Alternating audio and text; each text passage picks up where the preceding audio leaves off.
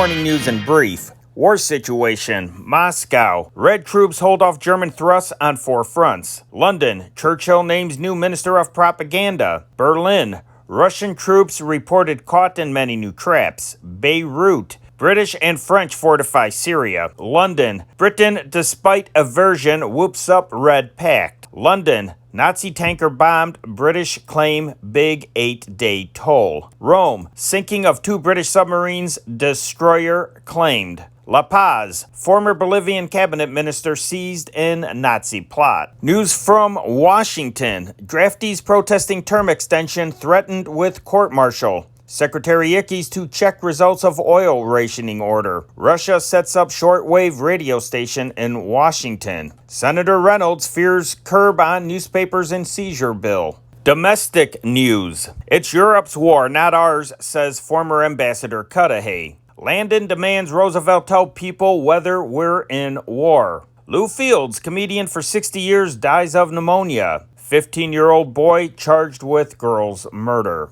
Sports news. Ben Hogan's .274 wins Chicago Open golf title. Chicago Cubs New York Giants divide. White Sox win 2-1, then lose 4-1 in 13th inning. Arlington Racetrack opens biggest week of horse racing season today.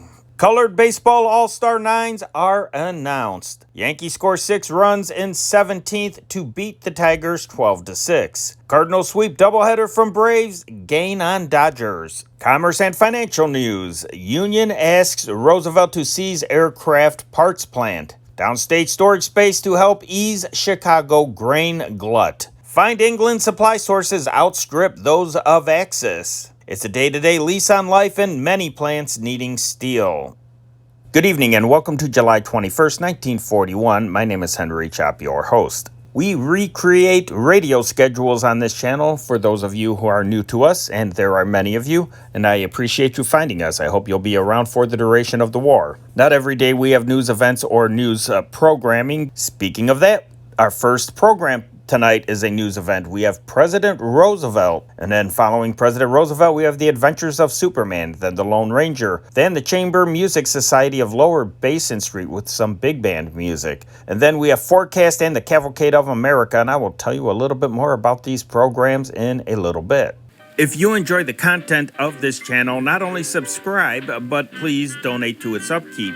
Because of the vintage radio, music, and films that we share, this channel does not qualify for YouTube monetization. Help motivate us to consistently post this wonderful content. We like to think that this channel is more interesting and entertaining than any other World War II channel on YouTube.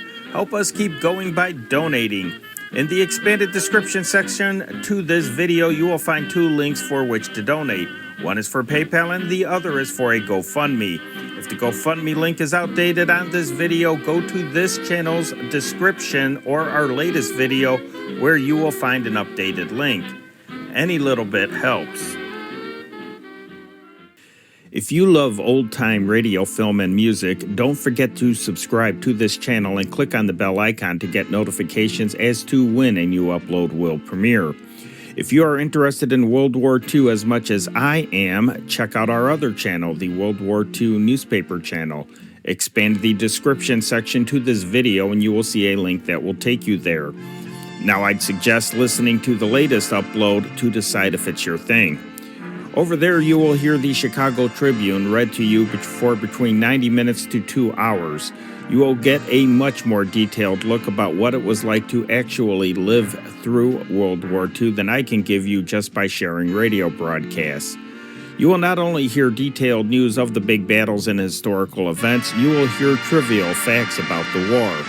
You will hear news from the United States home front from the early stages of U.S. mobilization and war protests to Pearl Harbor and the ramping up of the war machine to the final victories and reconversion.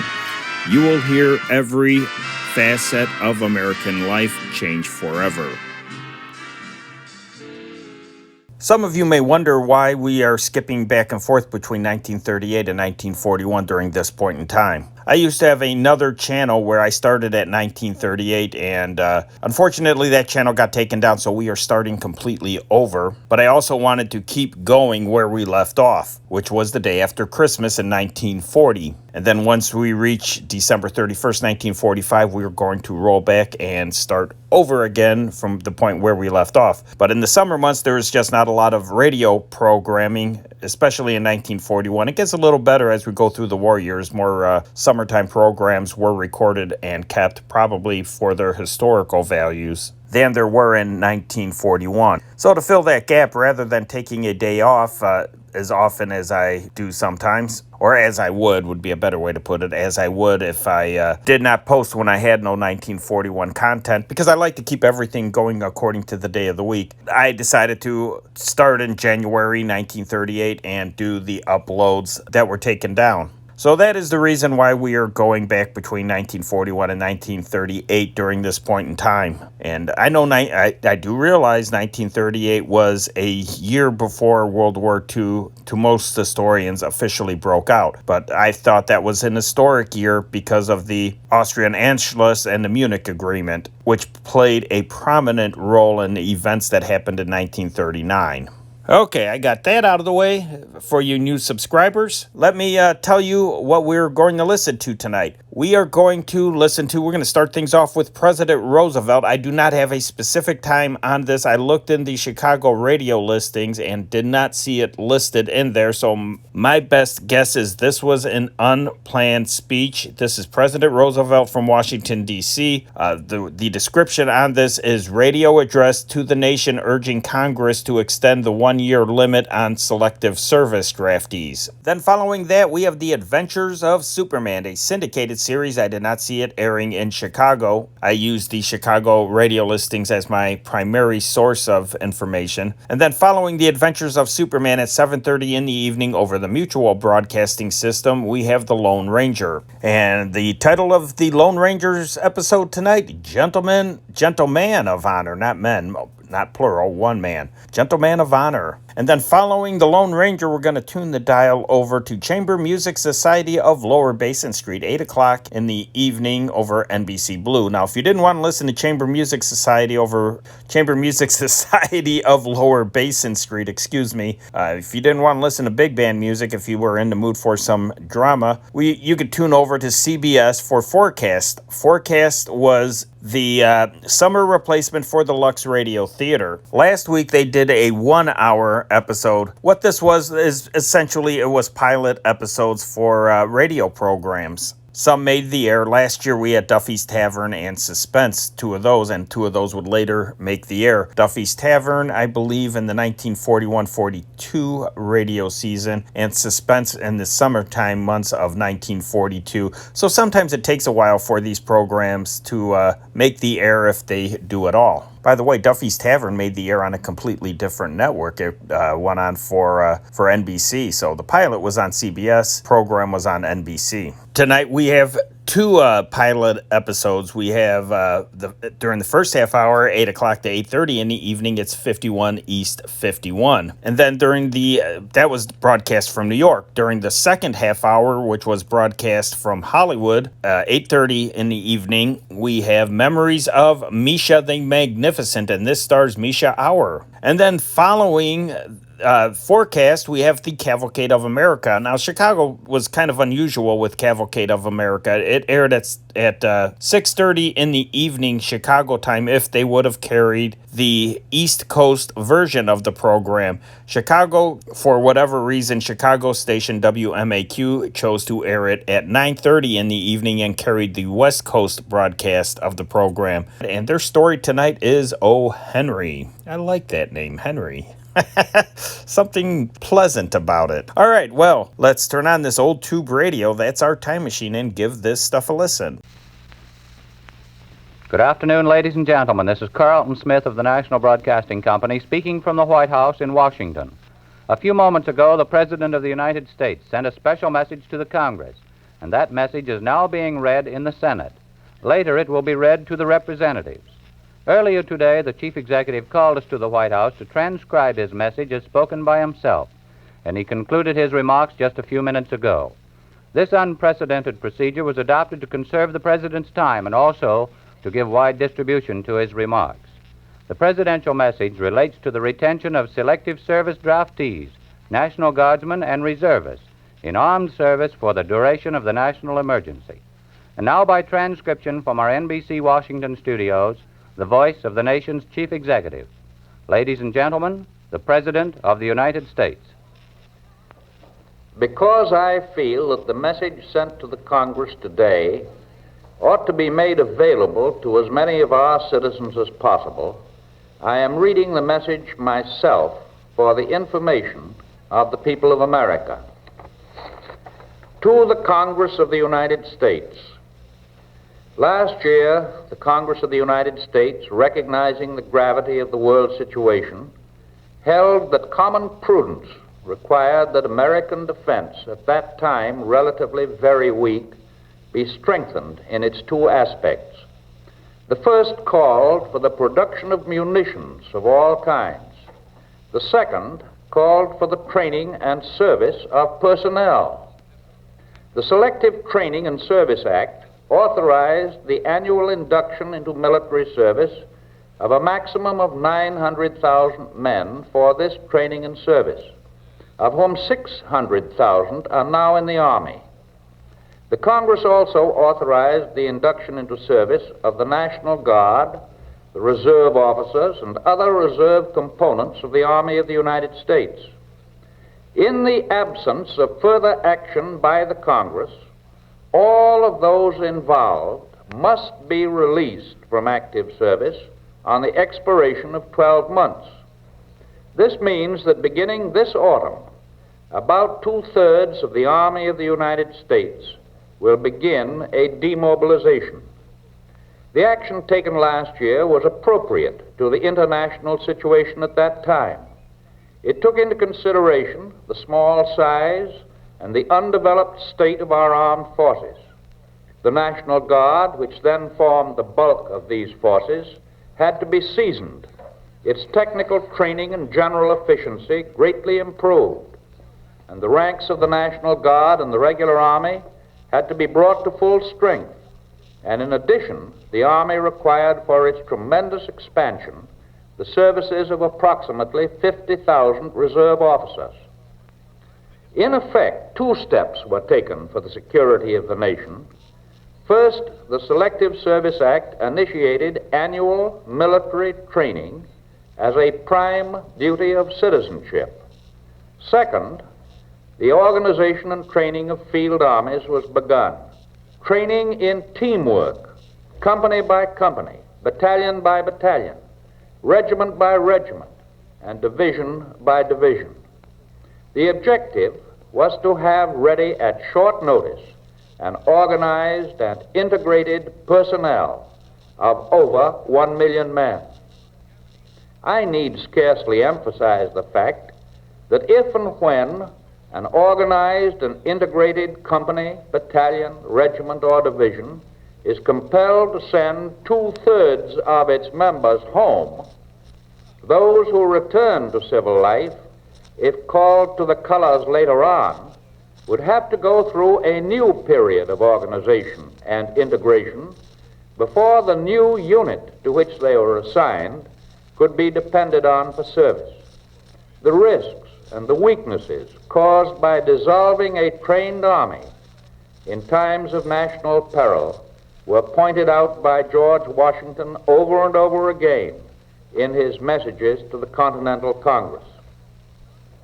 It is therefore obvious that if 2/3 of our present army return to civilian life, it will be almost a year before the effective army strength again reaches 1 million men.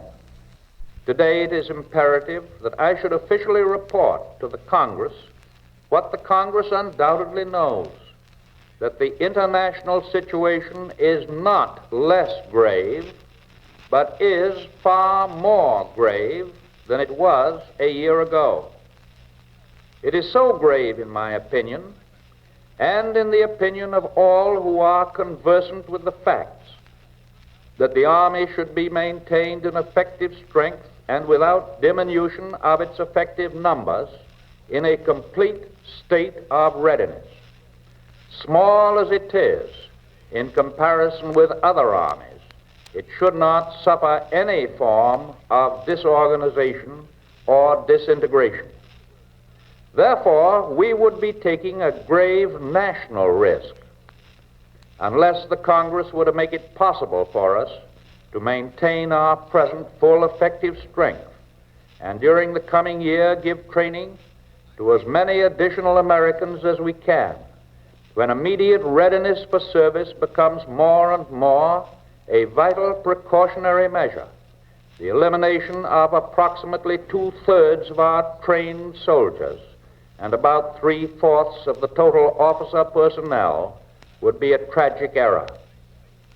Occasional individuals, basing their opinions on unsupported evidence or on no evidence at all, may, with honest intent, assert that the United States need fear no attack on its own territory or on the other nations of this hemisphere by aggressors from without.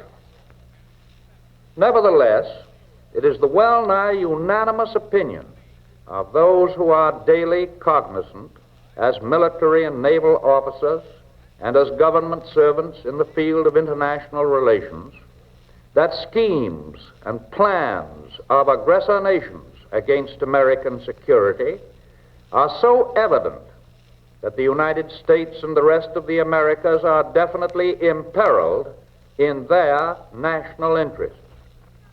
That is why, reluctantly, and only after a careful weighing of all facts and all events, I recently proclaimed that an unlimited national emergency exists.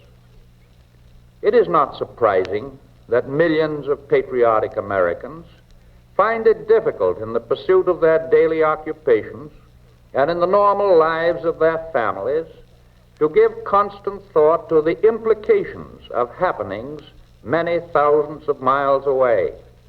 It is hard for most of us to bring such events into focus with our own readily accepted and normal democratic ways of living.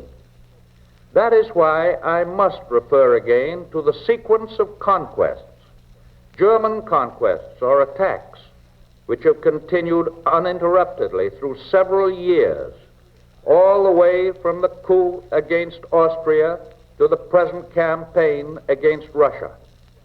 Every move up and down and across Europe and into Asia and into Africa has been conducted according to a time schedule, utilizing in every case an overwhelming superiority, not only in material, but in trained men as well.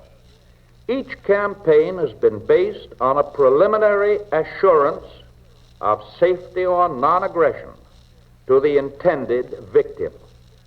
Each campaign has been based on disarming fear and gaining time until the German government was fully ready to throw treaties and pacts to the winds and simultaneously to launch an attack in overwhelming force. Each elimination of a victim has brought the issue of Nazi domination closer to this hemisphere, while month by month their intrigues of propaganda and conspiracy have sought to weaken every link in the community of interests that should bind the Americas into a great Western family. I do not think that any branch of the government of the United States will be willing to let America risk the fate which has destroyed the independence of other nations. We Americans cannot afford to speculate with the security of America. Furthermore, we have a definite responsibility to every country in the Western Hemisphere to aid each and every one of them against attack from without the hemisphere. I do not believe that any branch of the American government would desire today to abrogate our Pan-American pacts or to discard a policy which we have maintained for nearly a century and a quarter. If we do not reverse this historic policy, then it's our duty to maintain it. To weaken our army at this particular time would be, in my judgment, an act of bad faith toward our neighbor.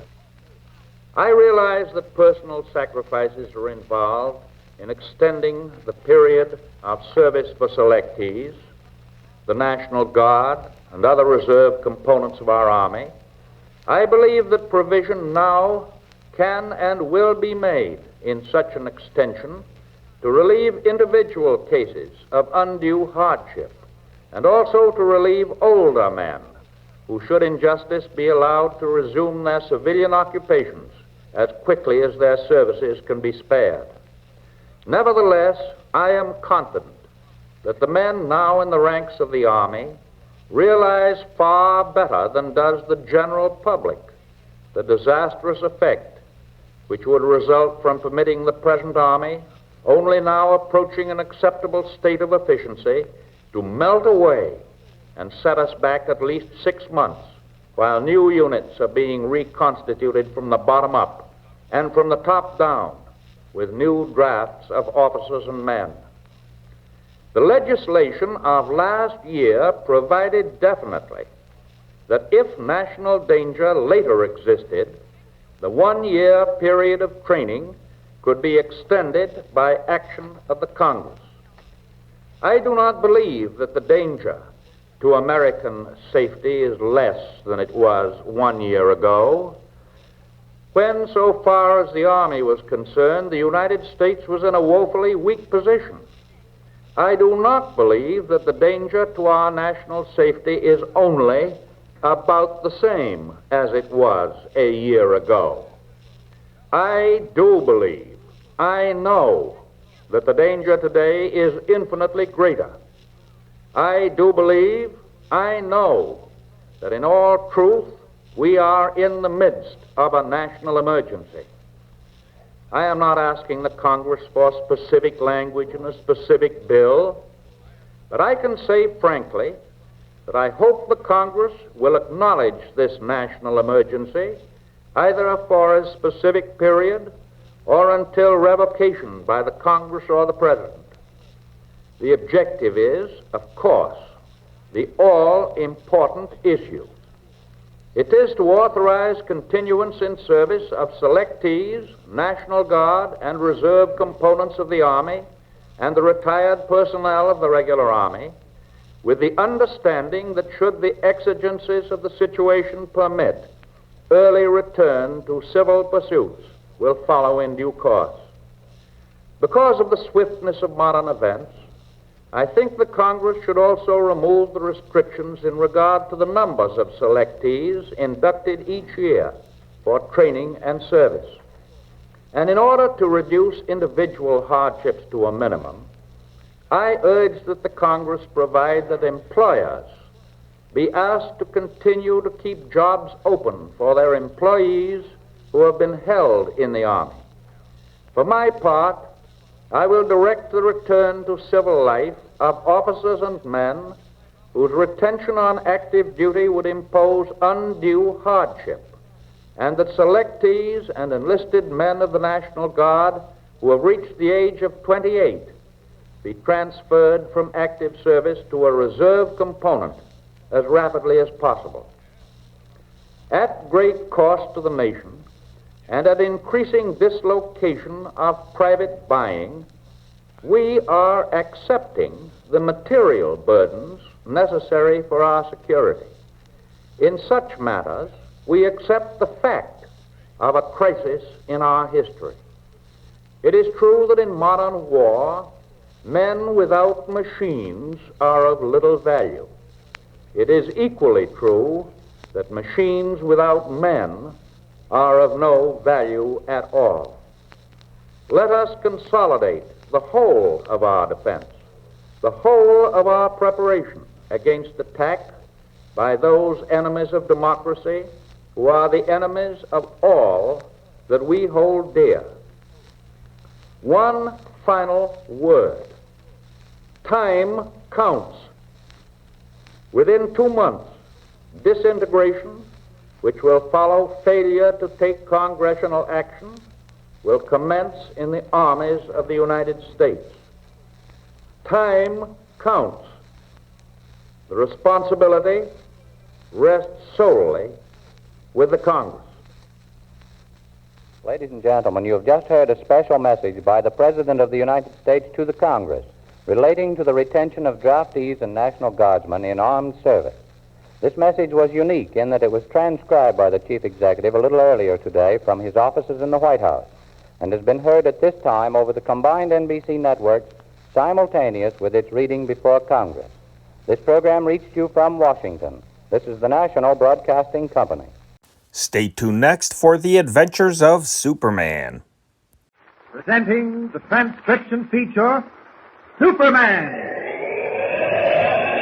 Look! Up in the sky! It's a bird. It's a plane. It's Superman! Yes, it's Superman, strange visitor from the planet Krypton, who came to Earth with powers and abilities far beyond those of mortal men.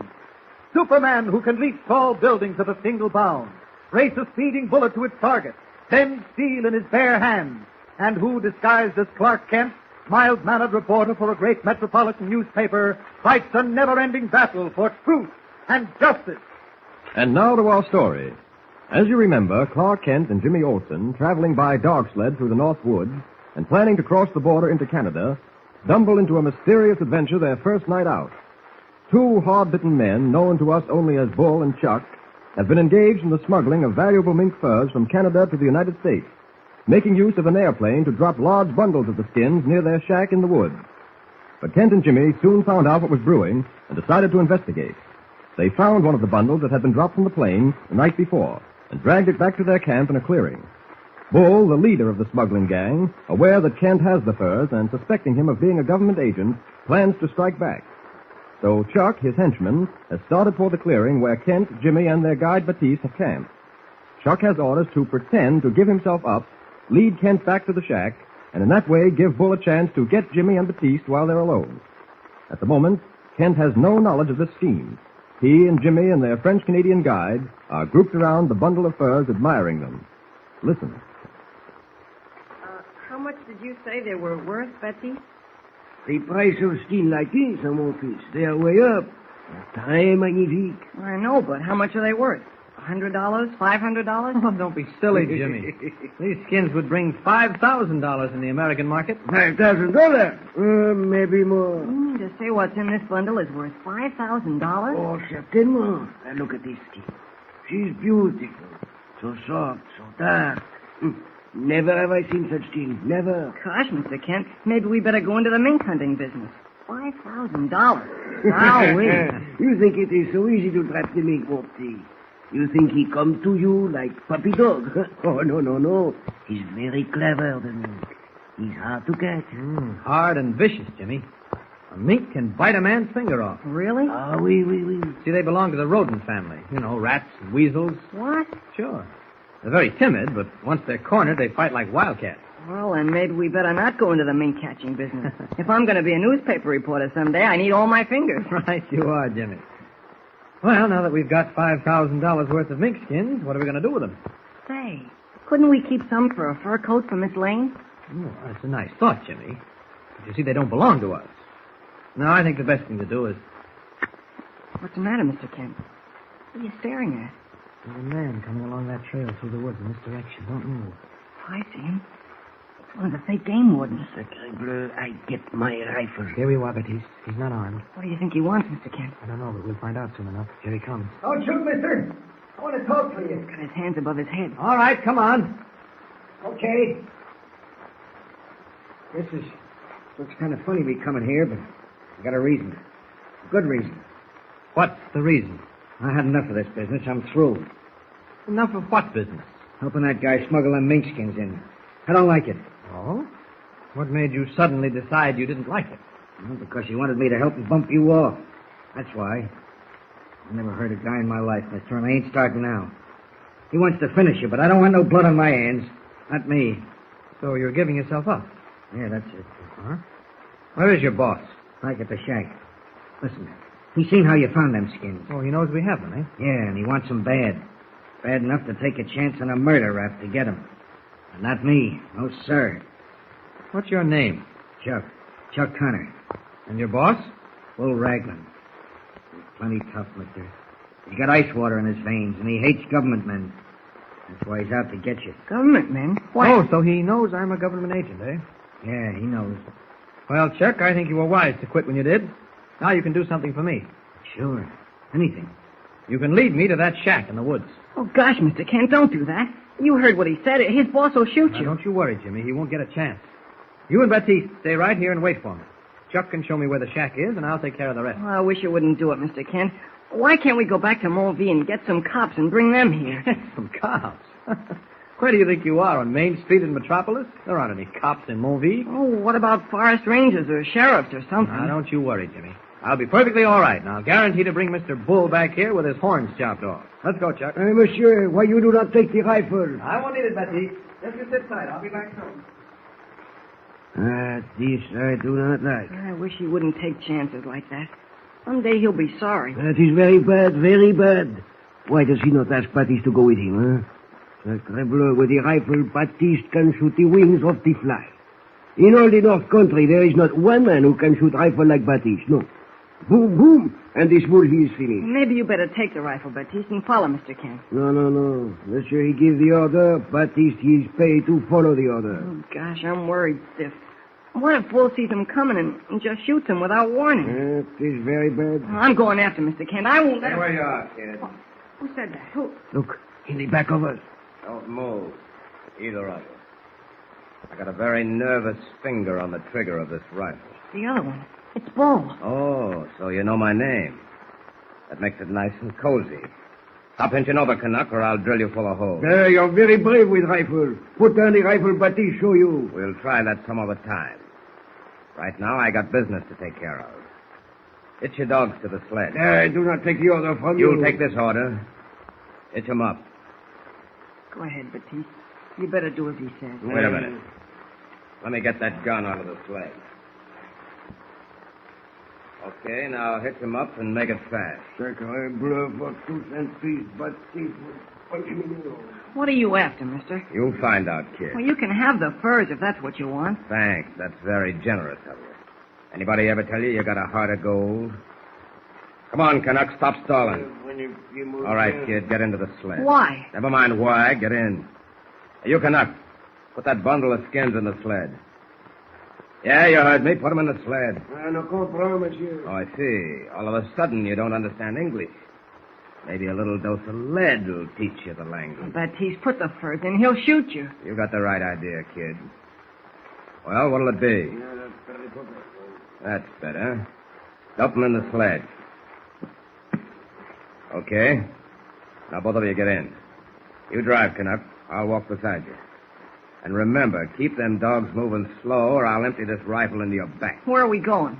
To a nice, quiet spot where you can sit and think it over. All right, turn the sled around. Come on, quit stalling. Okay, now straight ahead. Turn right when you reach that clump of spruce. And don't forget, I got my finger on the trigger. Rendered helpless by the loaded rifle in the hands of the fur smuggler, Jimmy and Baptiste can do nothing but obey their captor's orders. Walking beside the slow-moving sled, his steel-gray eyes glittering like polished beads, Bull finally calls a halt before the arched entrance to a cave, half hidden under a ledge of rock. All right, pull up here. Get out. You better not try anything with us, mister. Shut up. For a kid your size, you got too much to say. Oh, I'm not a kid. I'm gonna be... I don't care what you're going to be. Come here, Canuck. Turn around. Yeah, what for you wish Baptiste to tell? Never mind what for. Turn around. Okay, now put your hands behind you. I said put your hands behind you. That's better. Now a couple of turns of this rope around your wrist. Good knot. And you're taken care of. Okay, kid, you're next. You'll be sorry for this. You wait till Clark... Turn around. Hands behind your back. Won't need much rope for your skinny wrist. Yeah, that does it. Now, both of you into the cave. Did you hear what I said? Into the cave. Come on, Baptiste. That's far enough. Get down on the floor. On your back. That's what I like, no argument. You first, Canuck. A little rope around your ankles. A couple of knots. And you're fixed up. Now the same for you, kid. There you are. All set for a nice, comfortable rest. Don't waste any time trying to get loose. When Bull Raglan ties a knot, it stays tied. How long are you going to keep us here? Until that wise guy friend of yours, the government man, talks turkey. And maybe that'll be never. So long. Take it easy and you'll last longer. He took the sled. That I will kill him for take my dog. Oh, don't strain yourself, Batiste. You can't get loose. Why you let him do this, Monty? Why you do not allow Batiste to punch him in the nose? Because he had a gun. He'd use it without thinking twice. Oh, but don't you worry. When Clark Kent finds out about this, he'll do plenty of punching. Hey, wait. Monsieur Kent will not know where we are. I do not like this place. It's very bad. What do you mean? You hear this, Monty? That is why I say this place very bad. What is it? Bear. Bear? You mean a real live bear? Hey, wait. Bear hole up for winter in place like this. He's coming closer, Batiste. What'll we do? Batiste tried to get loose the hand. You can't do it. Batiste, I can see his eyes shining in the dark. What'll we do? What will Jimmy and Batiste do in the face of this sudden, unexpected danger? Bound hand and foot, they can only wait fearfully as the bear, angered by their presence in the cave, lumbers toward them in the darkness. The situation is tense. With Clark Kent miles away and unaware of what is happening, it looks bad for Jimmy and Batiste. Something is bound to happen, so be sure and listen to the next episode of Superman. Don't forget, tune in again for the next thrilling episode with Superman. Look, up in the sky. A bird. It's a plane. It's Superman. Superman is a copyrighted feature appearing in Action Comics magazine. Stay tuned next for The Lone Ranger.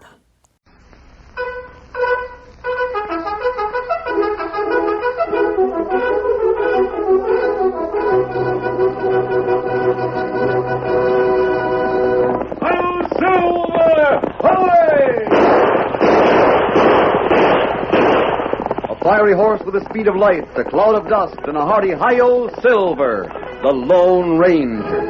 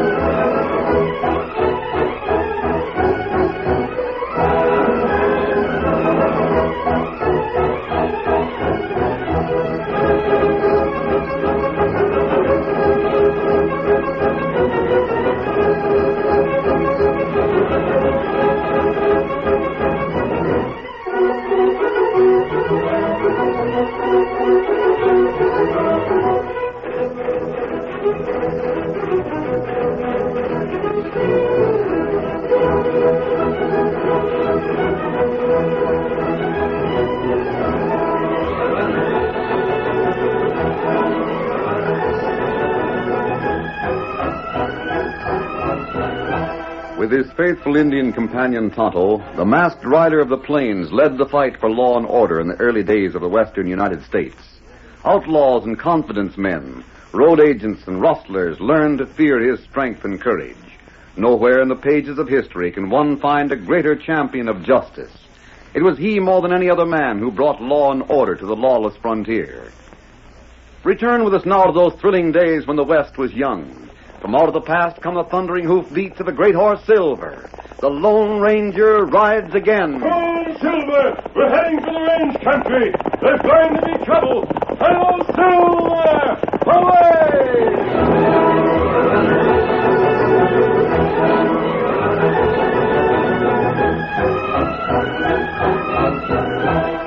Clark Sumner sat in a corner of the desk in Dave Gray's office. Gray sat behind the desk and watched the tall, dark man with fear in his eyes. Sumner laughed at him. It pays to be a gentleman of honor, Dave. They say I've had 100 duels. Now, whenever I kill a man, folks always take my word for it the other fellow drew first. Why are you telling me this? You heard my proposition. I still say no. And let me tell you what might happen. You wouldn't dare. Why not? I've done it so many times, I'd feel perfectly safe in doing it again. You have a gun in the drawer, but you won't go for it, I know that. I'll shoot you, and then I'll take the gun from your desk and fire at once. I'll put it in your hand. When they come running in, I'll tell them how it happened. Well, you'd hang for it. Oh, no. My reputation is too well known. I called on you to collect some money that you owe me. There was an argument, you went for your gun. Clark Sumner always waits for the other man to draw. Why should I? Why should I give you half of my business? Because you'll die if you don't. You mean it, too. Of course. I like to laugh, Dave, but I never joke about death. I never take any chances with it either. Now, what's your answer? You win. Yeah, I thought so. We're partners, huh? We split the profits 2 ways. That's right. But don't feel too bad about it. Before I've finished, Sumner and Gray will be the biggest cattle buyers in Texas. I'm the biggest buyer in Clarksville now. You've got some strong competition. From whom? Young Bill Gordon. He's piling up more capital every day. The ranchers like to deal with him. They know he won't try any of your smart tricks. He hasn't bought more than 500 head at one time since he opened up. But don't be surprised if he jumps that to 2,000. Well, he can't. Don't argue with me, Dave. I always know what I'm talking about. But you don't have to worry. We'll take care of the competition. He'll need $30,000 to handle 2,000 head. He's got it. Then how can you stop him from... Just leave it to me.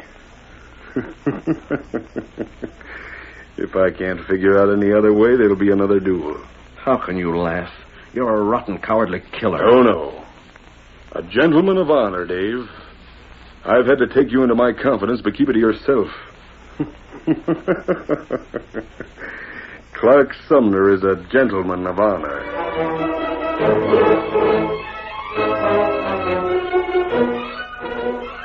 If you've just come up the trail, Injun, you can tell me what I want to know. What that? Are there any big herds coming this way? Bar M drive this way. Bar M, huh? How many head? Maybe 2,000. Just what I'm looking for. Of course, old Ben Milan's always sold to Gray, but if I met him on the trail with that money, How far's he got, Injun? Herd get to Paint River maybe tomorrow. Yeah, that's still 100 miles away. I'd pay him on the spot, and he wouldn't have to worry anymore. That ought to be worth enough to make him do business with me. How you get Herd here? Oh, I'd have to hire his crew to bring him on in, but there shouldn't be any trouble about that. Bill, where have you been? I've had dinner waiting for half an hour. I got some news from this engine. Big news. 2,000 head of Bar M at Painted River. I'm going out and buy 'em. You mean carry all that money out on the trail? Yep, it's the only way I can get Milan to do business with me. When are you going to learn some sense? Sense? I tell you, Dora. All right, Bill. But why do you have to talk so much about your business? You don't know this, Injun. You might be working for outlaws. No. Tonto honest. No offense, Injun. I'll admit you look honest, but just the same, well, you might tell somebody else who isn't. Give him $10, Bill. Get him to promise he won't say a word about this to anybody. How about it, Tonto? No, Tonto not want money. Him not promise. What's that?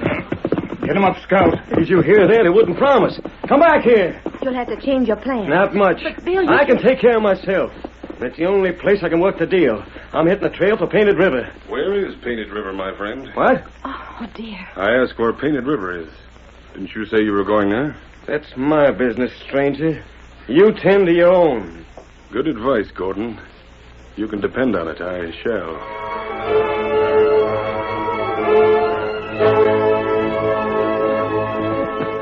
And you wouldn't give your promise because you felt that I should know about it, Tonto. That's right. We'll keep an eye on young Gordon. If he does make the trip, we'll follow him. That's good. But did you see anything of Sumner in town? Tonto see him come down street.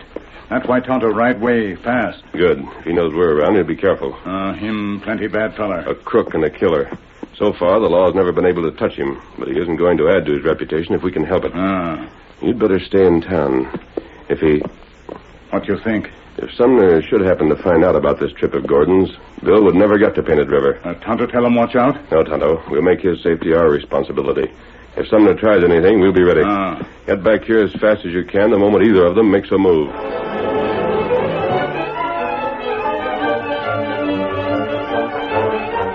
Simple, Dave. The Bar-M herd has just about reached Painted River. How do you know that? Well, some friends of mine got into town today. Buffalo hunters. They passed the herd in the trail. Buffalo hunters? Well, they've been known to hunt buffalo when there weren't any cows around to wrestle. I don't like getting mixed up with outlaws. Neither do I. But at times one has to, and this happens to be one of the times. You can't be sure Gordon's going down there to buy the herd. Why else would he be going? Maybe just to talk with Milan. He'll close the deal if he can. If something doesn't stop him. Like a bullet, for instance. Or hold-up men. That's a mighty dangerous trail south there. Boss, he swung into the saddle and headed out of town 5 minutes ago. Where have you been since then? I got here as fast as I could. All right, I'll follow him. You and the boys follow me. But we don't show ourselves till Silver Springs. Till Silver Springs. Gordon will reach there tomorrow night, and so will I. It's a good place, plenty far from town. You're set on the time? Sure. 12 o'clock we close in. Then curtains for Mr. Gordon. I'll decide later. You can always leave details like that to me.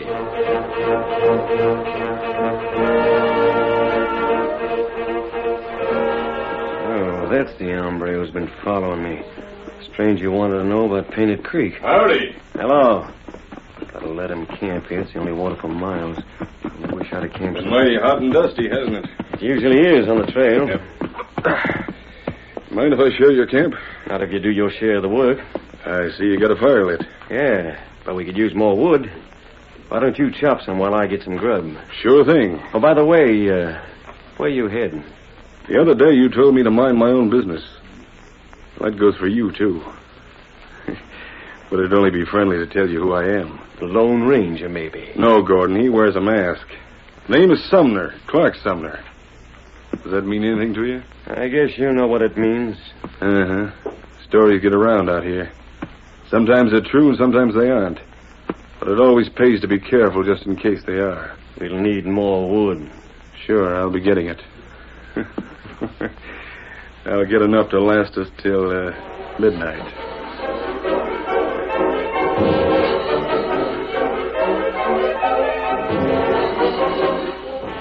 Don't you find it sort of uncomfortable trying to sleep with your back against that tree? I'm not trying to sleep. You won't be much good in the trail tomorrow if you don't get some rest. It's almost 12 o'clock. My business, Sumner. Sorry. Just struck me funny, that's all. You know, you act like a man who's carrying $100,000 in his pocket. Afraid to shut his eyes. What was that you told me about stories? You aren't nervous because of me, are you? Just careful, like you said. Yeah. You know, lying down on the ground this way, I can hear hooves, lots of them. Figure we ought to do something about it. You mean that? Well, listen for yourself. Yeah, horses, not cattle. Could be a trail crew. It could be. I didn't notice. You got a rifle in the boot of your saddle? I never use one. Whoever this gang is, they can't hurt me. If there's enough of them, they can. Oh, maybe shoot me up a little, but they won't get any money. Rein up there! Rein up or I'll shoot! Coming straight on. Maybe they didn't hear you. I'll let them have it. No, you won't. Let go. I gotta show them we mean business. I'll take that rifle. What's the idea? Whoever they are, they can't hurt me, and I don't feel like getting mixed up in a gunfight. Drop that rifle. Sure. Got bandanas over their faces. They're outlaws. Yeah, that's right. They're going to be awful disappointed when they see the insides of my pocket. Yeah? Turn them out. Now, don't get excited, mister. There you are, 2 bits. Do you want it? Grab the other guy. See what he's got. You double-crosser, Sumner. I got a hunch you grabbed that rifle because you're in with this gang. Just wanted to save trouble, that's all. Here's some bills. Hand them over. There's 100 there. Take it and get out of here. 100 ain't enough. That's all I've got. How'd you figure to buy 2,000 head of cattle with $100? How'd you find out about... Inch? Yeah, it don't matter how we found out. He must have a money belt under his shirt. No, boss. My wife's got more brains than I have. She talked me out of bringing any money with me. If I pay for any cattle, it'll be with a note. You talk too much. Now they'll make you give them a note. You guessed it, mister. Give him a pencil and paper, Slim. You're loco. I'll tell the sheriff. Try to discount a note and you'll land in jail. You won't have no chance to tell the sheriff, Gordon. You're staying with us till we get that money. Here's some paper and a pencil. I give it to him. Get him something to write on. Here, what's the matter with the saddle? It suits me, but hurry it up. And make the note for $30,000.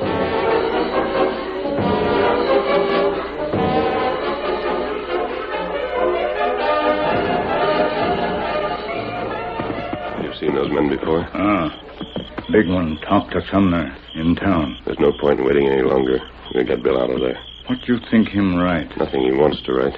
Steady, Silver. You take plenty big chance. Silver and I'll be on top of them before they know what's going on. Maybe better me go, too. No, Tonto. You meet us beyond the trees. You'll not have time to shoot? Neither will they. Wait, Kimasabi. You look. Why? What's the meaning of that? Sumner pulled gun on Outlaw. You may have been mistaken, Tonto. They may not be friends after all. Tonto, sure. Me see him talk in town. And this is a trick to make Gordon believe that Sumner's honest. I'll get as close as I can to the circle of their campfire before I give Silver his head. That way, maybe you hear him, huh? I hope so. Come on, boy.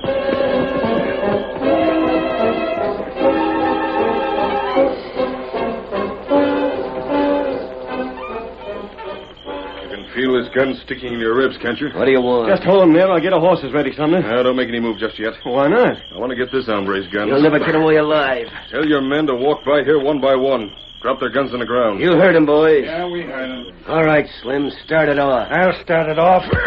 Good work. You're covered again, Gordon. Get back to writing that note. You want to be pulled, can't you? Silver! Boss, somebody coming. The masked man. Jump, Gordon. Open fire! There's the Lone Ranger. Get it! Silver! Away!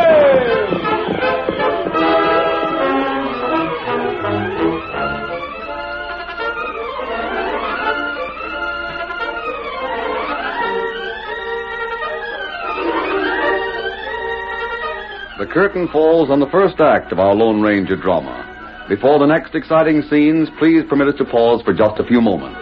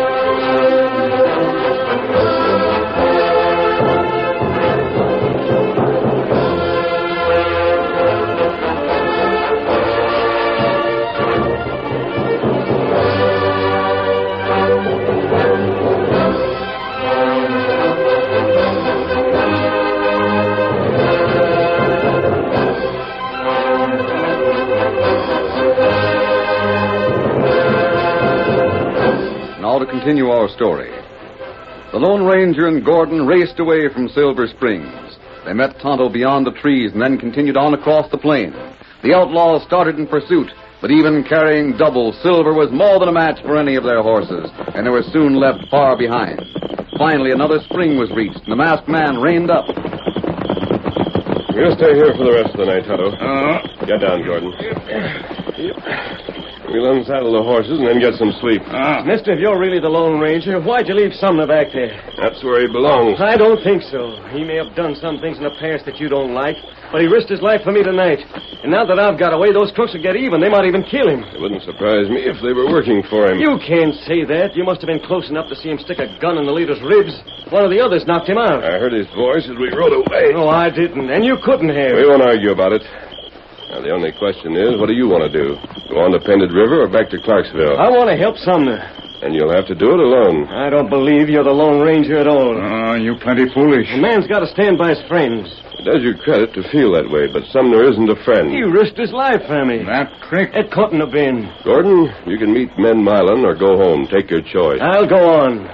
The herd is closer than Clarksville. I'll buy the herd and hire Ben's crew. And just as soon as they're looking for me, I'll lead them against the outlaws. What about the herd? And we let them stay where they are till Sumner's rescued. You'll be lucky if there are any cattle left when you get back. It's my money I'll lose. Well, I'm much obliged for the way you got me clear of that gang of crooks, but from now on I'll manage things in my own way. Just drop me off at Marlin's trail camp and we'll say goodbye. You'll be there by noon tomorrow.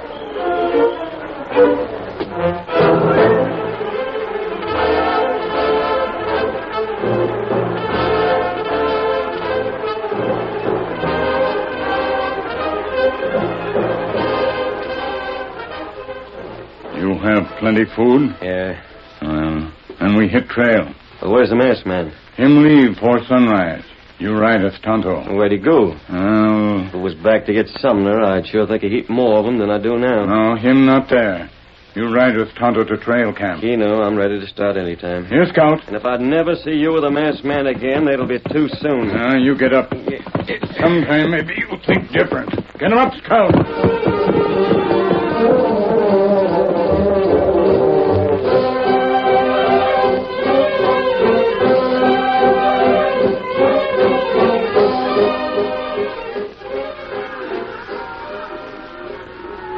Sounds like a good proposition to me, masked man.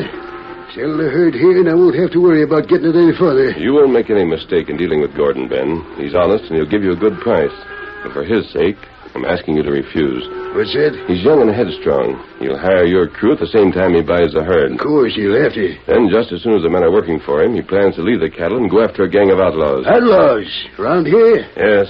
I'm convinced they're working for Clark Sumner. That polecat. Gordon has a different idea about his character. In fact, he thinks the gang is holding Clark a prisoner. Well, why don't you tell him the truth about him? Because I can't prove a thing. You'll have to let time work things out.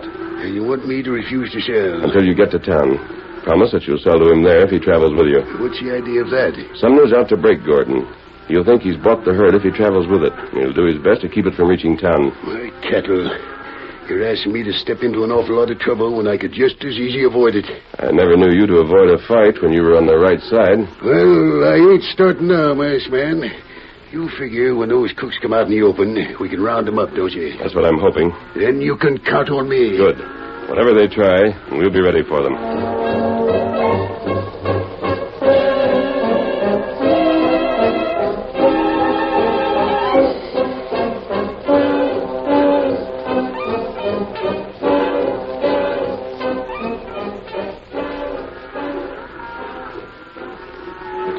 Taking advantage of me, Marlin. That's for me to decide. You don't know anything about driving a trail herd. Your men do. I'll sell to you if you travel along with us and get your eyes opened up.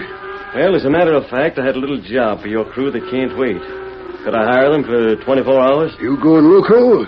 Let them leave the herd to be driven off by rustlers? You could keep a few men to stand guard. A few ain't enough on the trail. I'll sell to you in town, but my boys are tending to the job till we get there.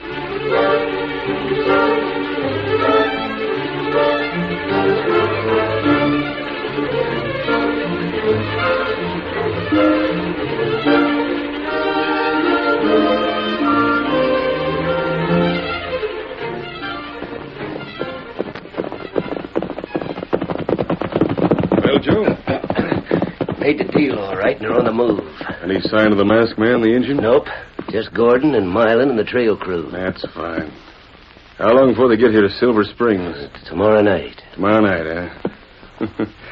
Well, that's when we'll strike. How? Let's see. They'll bed the herd down close to the water. Yeah? The crew will make their camp here. Our first job is to stampede the herd. Driving toward the canyon. No, Joe. We drive them into the canyon. The leaders won't be able to stop when they reach the edge. Gordon will lose 1,000 head, and that's enough to make him go broke. Sure. But there's no reason why we should let him get back to town alive. You want me? I'll attend to that. It'll be a pleasure. You figured out where we'll make camp until it's time to go after the cattle? And that's easy. There's only one place that's close enough. The woods below the ridge. Yeah, the woods below the ridge. Tell the boys to get their stuff together and clear out of here.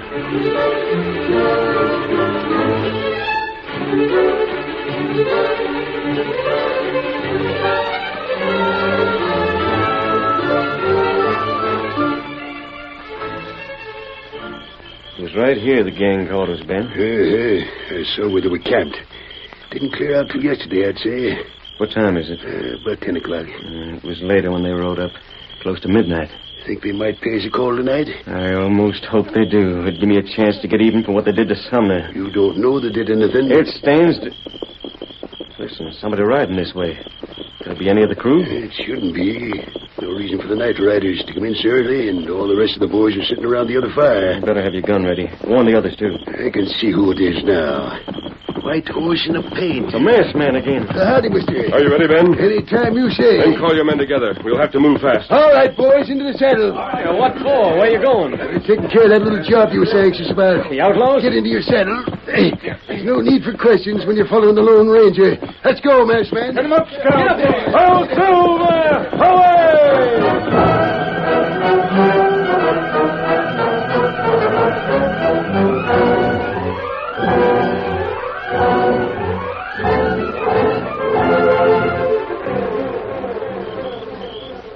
Just waiting around, Clark. It's all right now.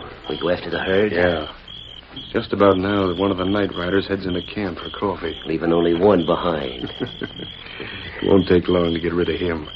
Pass the word along. Hey, that was a shot from over there. Get your horses. Get out of the woods the other way. We can't. We're surrounded. Drop to the ground, men. Find some cover and open fire. Hold it. Don't you want us to fight back? There's only one way to get out of this alive, and that's to surrender. Go to jail. You want to die? That's right, boys. Hold your fire. Whoever you are out there, we're throwing down our guns. Come and get us. I'm your prisoner, Joe. Get me out of this, and I'll do the same for you. Oh, I get it, sure. Rope them. Get them on their horses and take them back to camp. Well, Gordon, you can see they haven't done anything to Sumner. Yeah, I wish we had. We were just fixing to finish him off when you surprised us. You got here just in time, masked man. Much obliged. I thought that might be your story. What do you mean? You saved my life. The rest of these men will go to jail, but you may be able to save yourself if you deny that you're a member of the gang. Of course I deny it. And of course they'll back you up. Well, I can't answer for that. We never saw him till a few nights ago. It doesn't matter. I'd rather destroy your reputation as a gunman than put you in jail. My reputation? You and I are going to shoot it out. I got no fight with you. You will have. I think you're a coward. Why, Didn't you understand me? You're supposed to be a gentleman of honor. Are you going to let yourself be called a coward? I got no fight with you. Man, he's admitted he's a coward. But that isn't going to save him. Sumner, I'm going to count 3. You'd better go for your gun before I've finished, or it'll be too late. 1, 2... No, masked man, no. I can't outdraw you, I admit it. I've admitted I'm a coward, isn't that enough? Not quite. Will you admit that you've gone into partnership with Dave Gray? Why, sure. You have? Well, that's sending Dave along the same road. There's nothing wrong with that. Will you admit that you hired this gang to capture Bill Gordon? I didn't. And after you thought he'd bought Milan's cattle, you planned to stop him from getting it to town? I didn't have any idea like that at all. I followed Gordon from Clarksville, sure. But that was only because I knew what he was up to. I wanted to get to Milan first. He don't belong to the gang. They held me a prisoner. They were going to kill me. Shall I say 3, Sumner? Huh? I've counted as far as 2. When I say 3, you'll have to draw. I won't draw. It'll be murder. Tell the truth and I'll let you off. If you don't... Go on, shoot it out with him. I can't. I thought you were a tough hombre. Laughing all the time. Why don't you laugh now? Your last chance, Sumner. You can have the truth from me, masked man. I'm sorry I ever took orders from the yellow coyote. I thought you might begin to feel that way before long. He's in with Gray. The 3 of us figured to make Gordon sign a note for all he had in the bank. Hold him prisoner till we collect it from him. It isn't true. Don't you say I'm lying. A lot of things are getting awful clear to me now. You always left yourself an out, didn't you? Like that play acting when you stuck the gun in my ribs. That was to make Gordon think you were on his side in case anything went wrong. No. Did he plan to stampede the cattle? Why, sure. Driving down the ravine. And he was going to take care of Gordon, too. Shoot him in the back, I'll bet. That's enough. Take Sumner to town with the rest of them. I sure will. As for you... Me? Tell the same story to the judge, and you may get a lighter sentence. Good enough. Rather take a chance on a judge than on this skunk. How to bring Silver, Scout Kimasabi. I'm ready. Oh, wait. You gotta hear my apologies first, masked man. That's all right, Gordon. I should have known better than to argue with you. You thought he risked his life to save yours, and you were willing to do the same for him. It was a mistake this time, but it isn't a bad rule to follow. Help your neighbor any chance you get, and you won't be sorry. Before the masked man gets out of here, I'll just take your gun, Sumner. Why not? He'll never dare use them again. He won't have the chance. Adios, men. Adios. Come on, Silver. Get him up, Scout. Well, there he goes. Just look at the moon shine on silver. Yes. Would you like to call yourself a man of honor, Sumner? Or lift up your head and see a real one? Look. The Lone Ranger.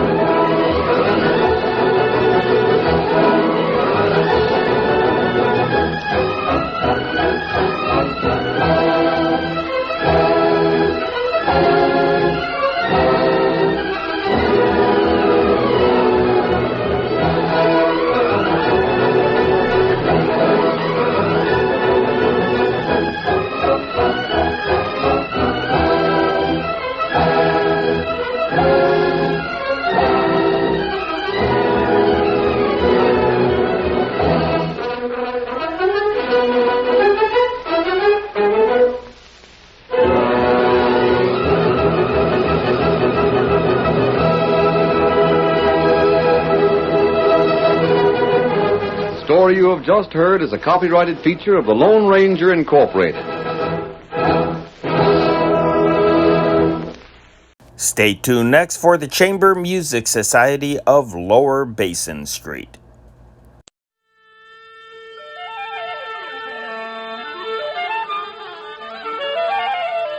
Greetings, music lovers, especially you vacationers who are having a wonderful time and wish you could afford it. Welcome to another concert by the no doubt world-renowned Chamber Music Society of Lower Basin Street, dedicated to the 3 Bs, Barrel House, Boogie Woogie, and the Blues. Tonight is the last concert to be presided over by your chairman, Dr. Gino Hamilton. More about that later.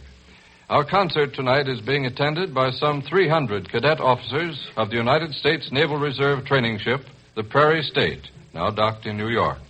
They are to be entertained by Maestro Paul Laval and his Would You for a Woodwind 10, by Mademoiselle Diane Courtney, our sizzling soubrette, by Dr. Henry Levine and his Dixieland Salon Octet. Correction, that should read Salami Octet. And by your new chairman, Dr. Giacomo McCarthy. As special guest, the celebrated sepia sensation, Professor Erskine Hawkins, unquestionably the world's most famous trumpet player by that name. The house lights go down now, and all is quiet, except for a slight grinding noise as Dr. Levine tears a herring. The good doctor is now on the podium, and we shall hear the overture, Carry Me Back to Old Virginia and West Virginia.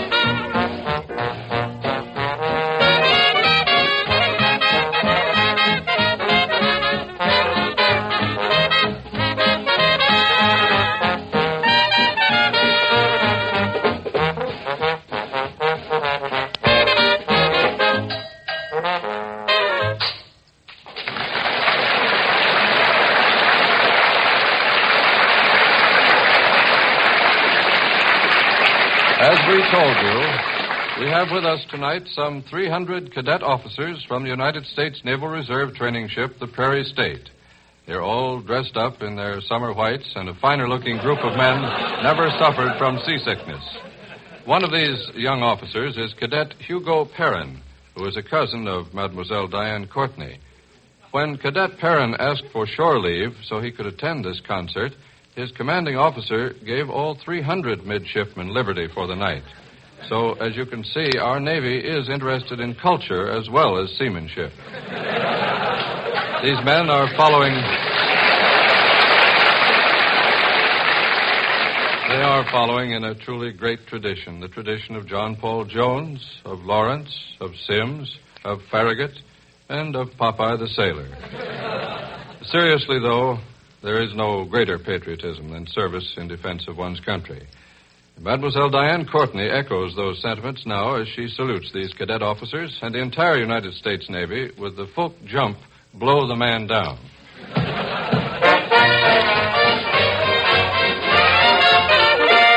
I'll sing you a song, a good song of the sea. Way, hey, blow the man down, and trust that you'll join in the chorus with me. Give me some time to blow the man down. There was an old skipper, I don't know his name. Blow the man down, he whistled all day, but in vain for a breeze. Blow the man down.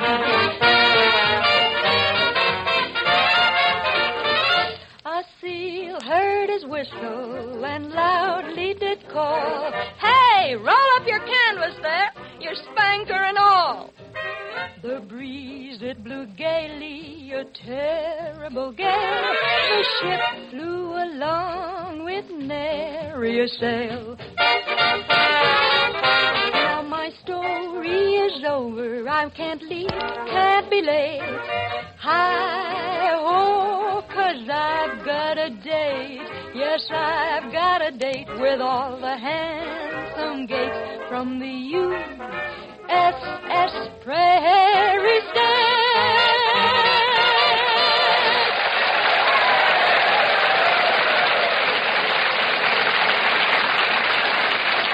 Professor Erskine Hawkins is perhaps one of the most brilliant and literate of all today's popular orchestra leaders. Professor Hawkins is a graduate of Alabama State Teachers College, and during his last year, he taught music there. As the professor points out in his unwritten autobiography, point, even after I learned to read music, it didn't hurt my playing much. Among Professor Hawkins' many accomplishments is the fact that he is supposed to be the only musician who can triple tongue a C above high C. This has nothing to do with the widespread belief that most trumpet players are usually high anyway. We are now to hear an example of this triple tongue virtuosity as Professor Erskine Hawkins plays for the first time on the air his own trumpet concerto, 3-valve jump. The work is listed as opus number 7-11. It is marked Tempo di Blow Your Top, 3-valve jump.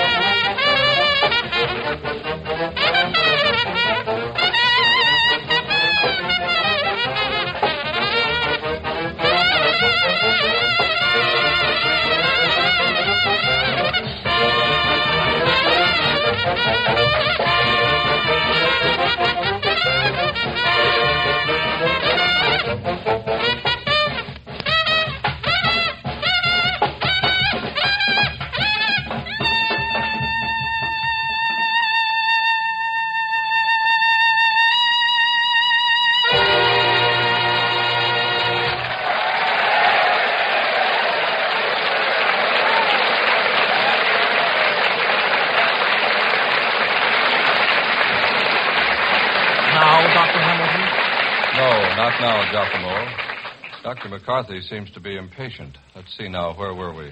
We were just about ready to turn the chairmanship of the society over to me. May I have the gavel now, Doctor? Not yet, Dr. McCarthy. Ah, yes, here we are. We are now to hear work very much in the modern manner, with Maestro Paul Lavelle demonstrating the marvelous tone colors and harmonies he can coax out of his 10 woodwinds.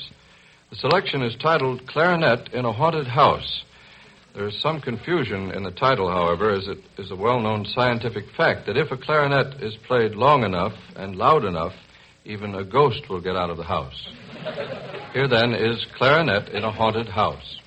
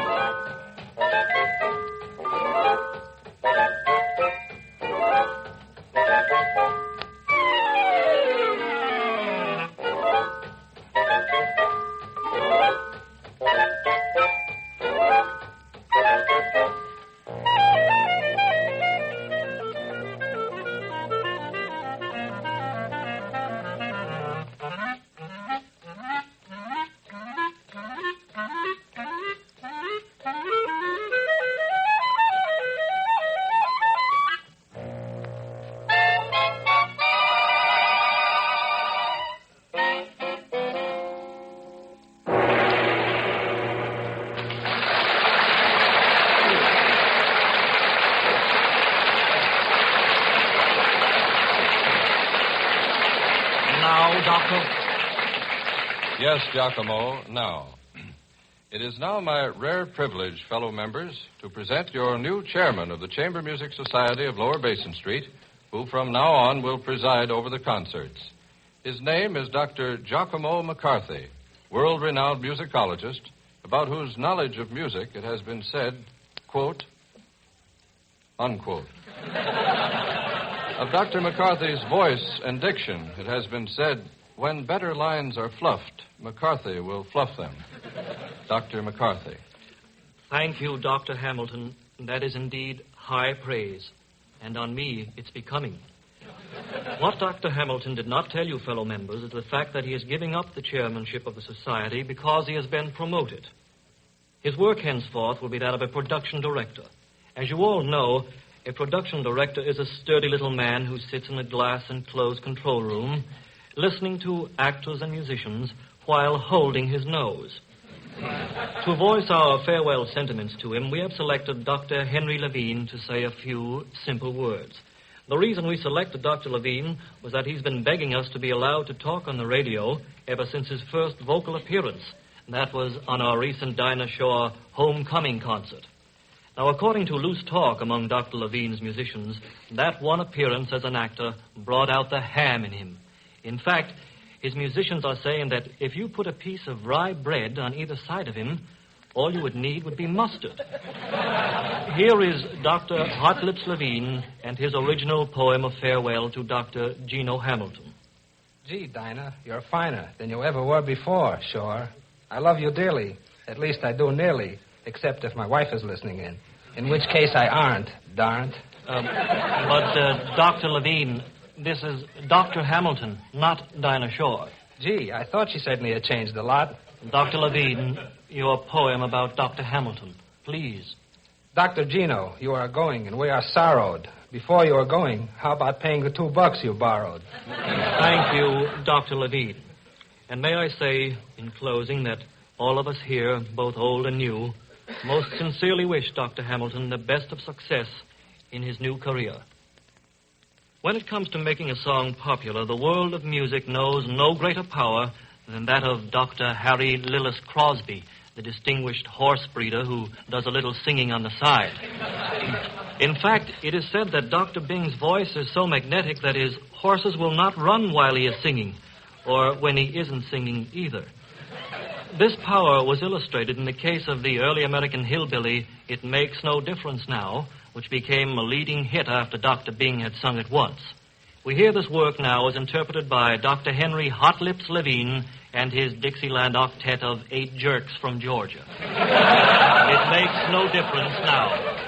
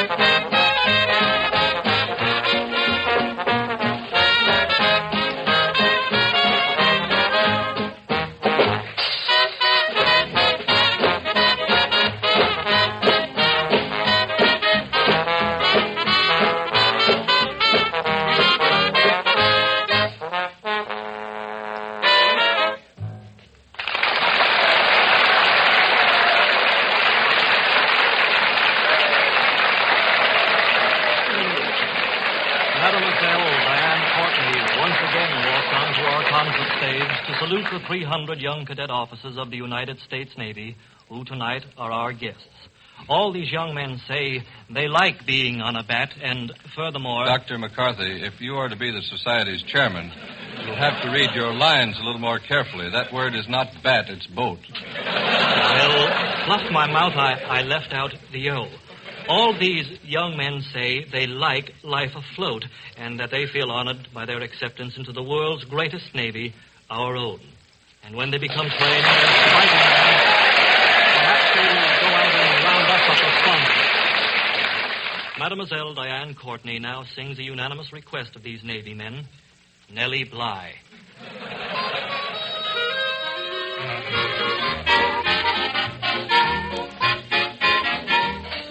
Nellie Bly, bring the broom along. Sweep the kitchen clean, my dear, and have a little song.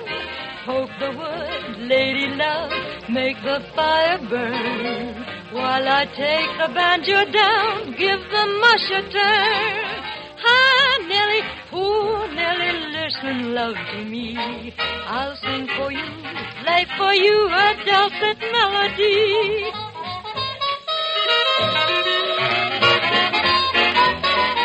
Nellie Bly, never, never sigh. Never bring a teardrop to the corner of your eye. Nellie Bly, don't you cry, never wear a frown. Where you are, there's music there in that part of town. Hi, Nellie, oh, Nellie, listen, love to me.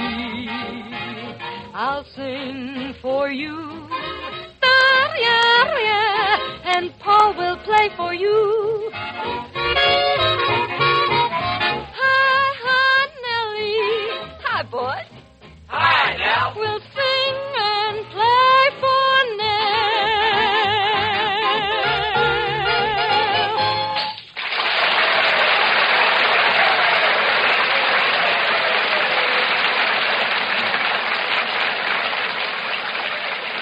Commenting on the worldwide popularity of our guest instrumentalist, a noted music commentator recently wrote, Professor Erskine Hawkins is at the top of his profession.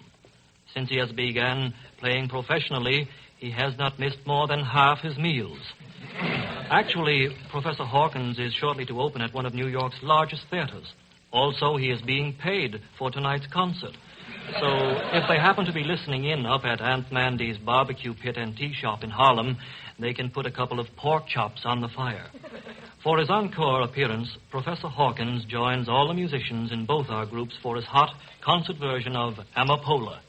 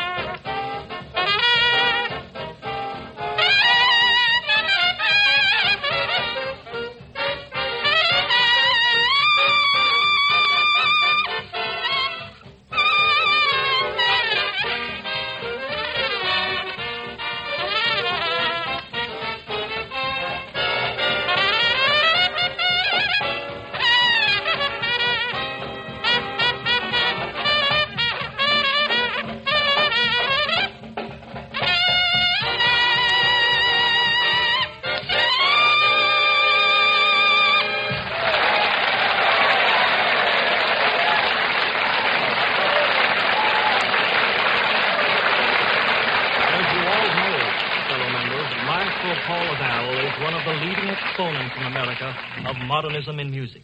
In fact, some of his harmonies are so strange and weird that his musicians have been accused of smoking king-size weed. As one critic put it, Laval's music is a form of poor man's DTs, unput. Be that as it may, the maestro is also an exponent of realism in music. By the way, Dr. Giacomo, which do you prefer, the neoclassic form or the modern realism in music? Yes, I agree with you heartily. Dr. Laval has programmed a work called Kangaroo Jump, and in the interest of realism, he is to conduct it from the kangaroo's pooch.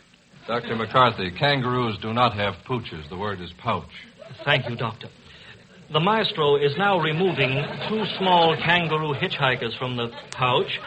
Now he crawls in. Maestro Paul Laval conducting his straight-from-the-pouch version of Kangaroo Jump.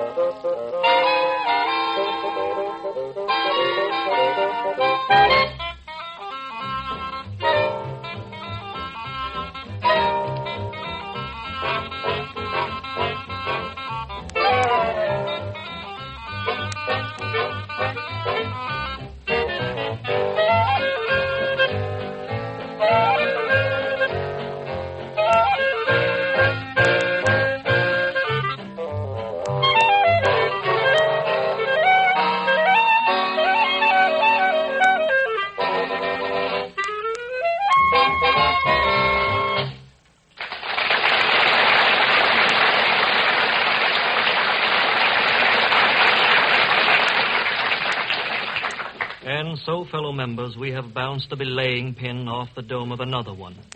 Next week at this time, we'll present all our regulars and as special guest instrumentalist, the world-renowned pianist, Art Tatum. We hope you will join us then. Meanwhile, on behalf of myself and Dr. Gino Hamilton, adieu.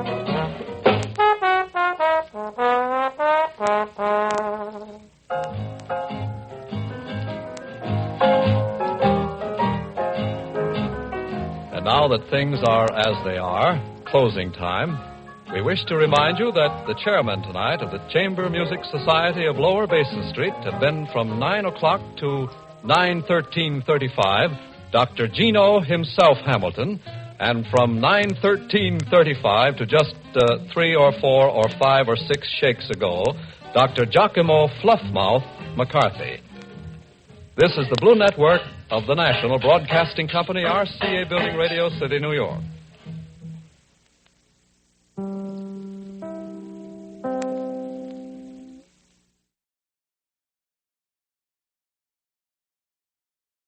Stay tuned next for Forecast. CBS presents Forecast.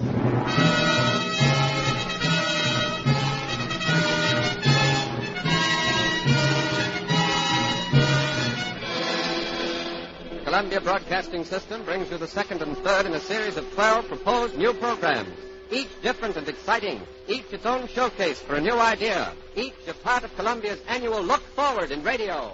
Forecast.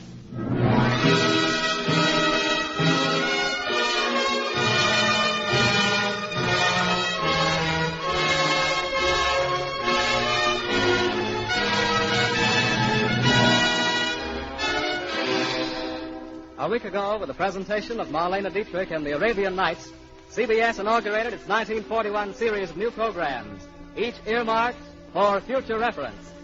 We should like to thank the many thousands of listeners who have written to us since last Monday for their enthusiastic comments.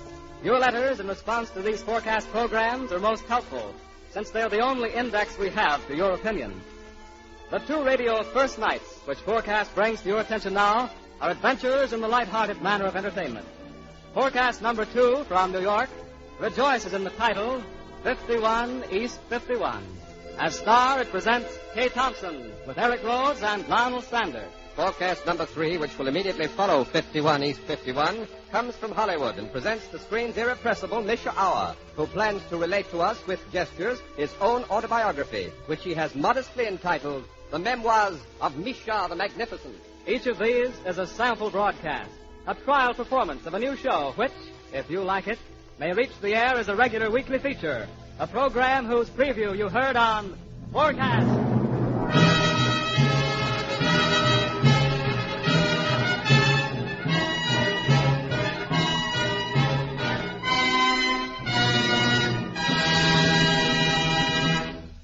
Forecast number 2, then, from New York. May we have it, please? Hello? Hello? I'd like to send a telegram, please, to the radio audience. Dear radio audience, there's a table reserved for you tonight at 51 East 51. Fun and everything and swizzle sticks. Love, Kay Thompson. Send that as a straight wire, will you? And, charge it to CBS.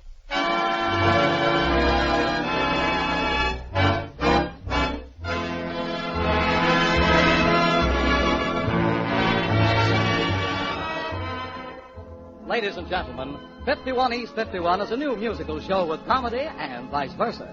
51 East 51 is also the approximate address of the newest, smartest, swankest supper club in the city. And almost anything is more than likely to happen there, and usually does. Now, the entertainment menu reads as follows. In the star spotlight is mistress of ceremonies, radio's most versatile lady of music, singer, actress, lyricist, and composer, Miss Kay Thompson. And as guest star playing opposite her as Ramon is a noted lady killer from Hollywood, Mr. Eric Rhodes.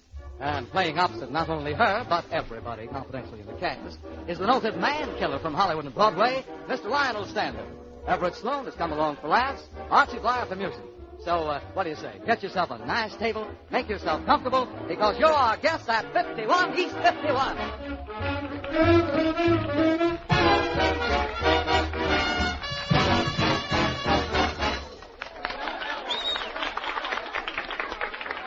Good evening, madame. Good evening, Pierre. Anybody's interest here tonight? Oh, but of course, madame. All the interesting people come to 51 East 51. You can fill your entire newspaper column with our paper, no? Oh, excuse me, madame. Good evening, monsieur. A table for one? Unfortunately, yes. But I hope I will not be alone all evening. Give me a crowded table, will you not? Monsieur, I will give you the most wonderful table here. Oh, thank you, Pierre. And will you tell Miss Kay Thompson that something extraordinary is going to come into her life tonight? Something extraordinary? Yes, me. Yes, monsieur. Charles, give this gentleman the very best table we have. Yes, sir, this way. Good evening, good evening. A nice table for two messieurs. Don't misuse us. We've had the finger before. A table for 6. A table for 6? But there are only 2 of you. That's all right. We want to lie down on it. I'm afraid we can't do that, monsieur. Nobody's asking you to do it. We'll do it. There isn't enough room for 3 anyhow. Say, what's the name of this place? 51 East 51. What are you bragging about? I beg your pardon, but don't you know who we are?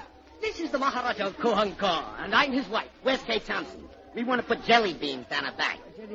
But Miss Thompson has not come in yet. Neither have our jelly beans. Gentlemen, please do not cause a disturbance. Listen, Phony, when Kate comes in, tell her we'll be sitting over in that fat lady's lap. Come on, Joe. I'm coming. Oh, crazy people, are they not? Crazy is right, but 2 of the best screenwriters that ever came out of Hollywood. That's Joe and Granny Wilson. Wilson, the boys who play the practical jokes? Oh, they would ruin my place. They would absolutely... Oh, Kay, now you are late. Oh, good evening, dear. The show is starting in a moment. Now, Pierre, don't go to pieces. You know I always make the opening number. Hello, Florence. How are you? Have you got a minute, Kay? I want to write a story about you and Eddie. Well, I'll be with you in just a second. Sit down somewhere, will you, Florence? My public is growing restive. Well, they have been waiting for you. Then they shall have me. I shall sweep in like a wheel. See you later, Florence. I'll be here. Now, hurry. The breakfast.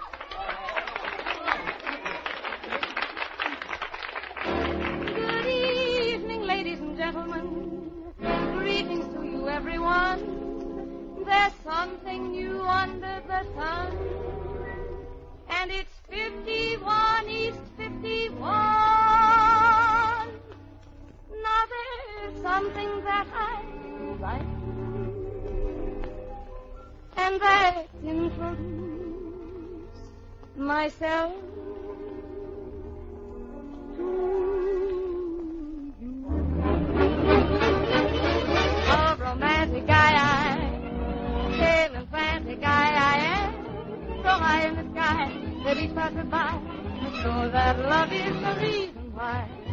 A romantic miss this, my romantic lips miss yours.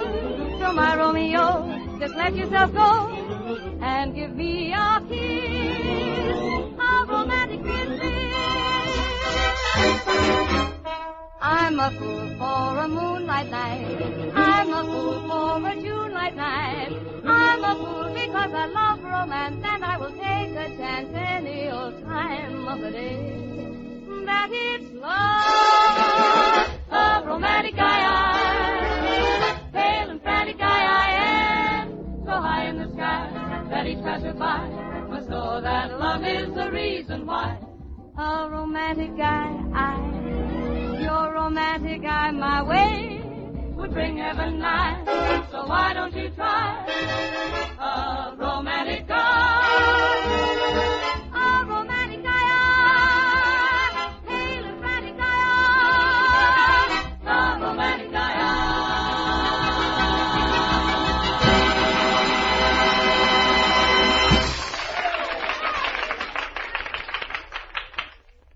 Thank you, and good evening, ladies and gentlemen. You're very kind, and it's very, very nice to sing for you. I'll be back, but meantime, let me commend to you the music of Archie Blythe.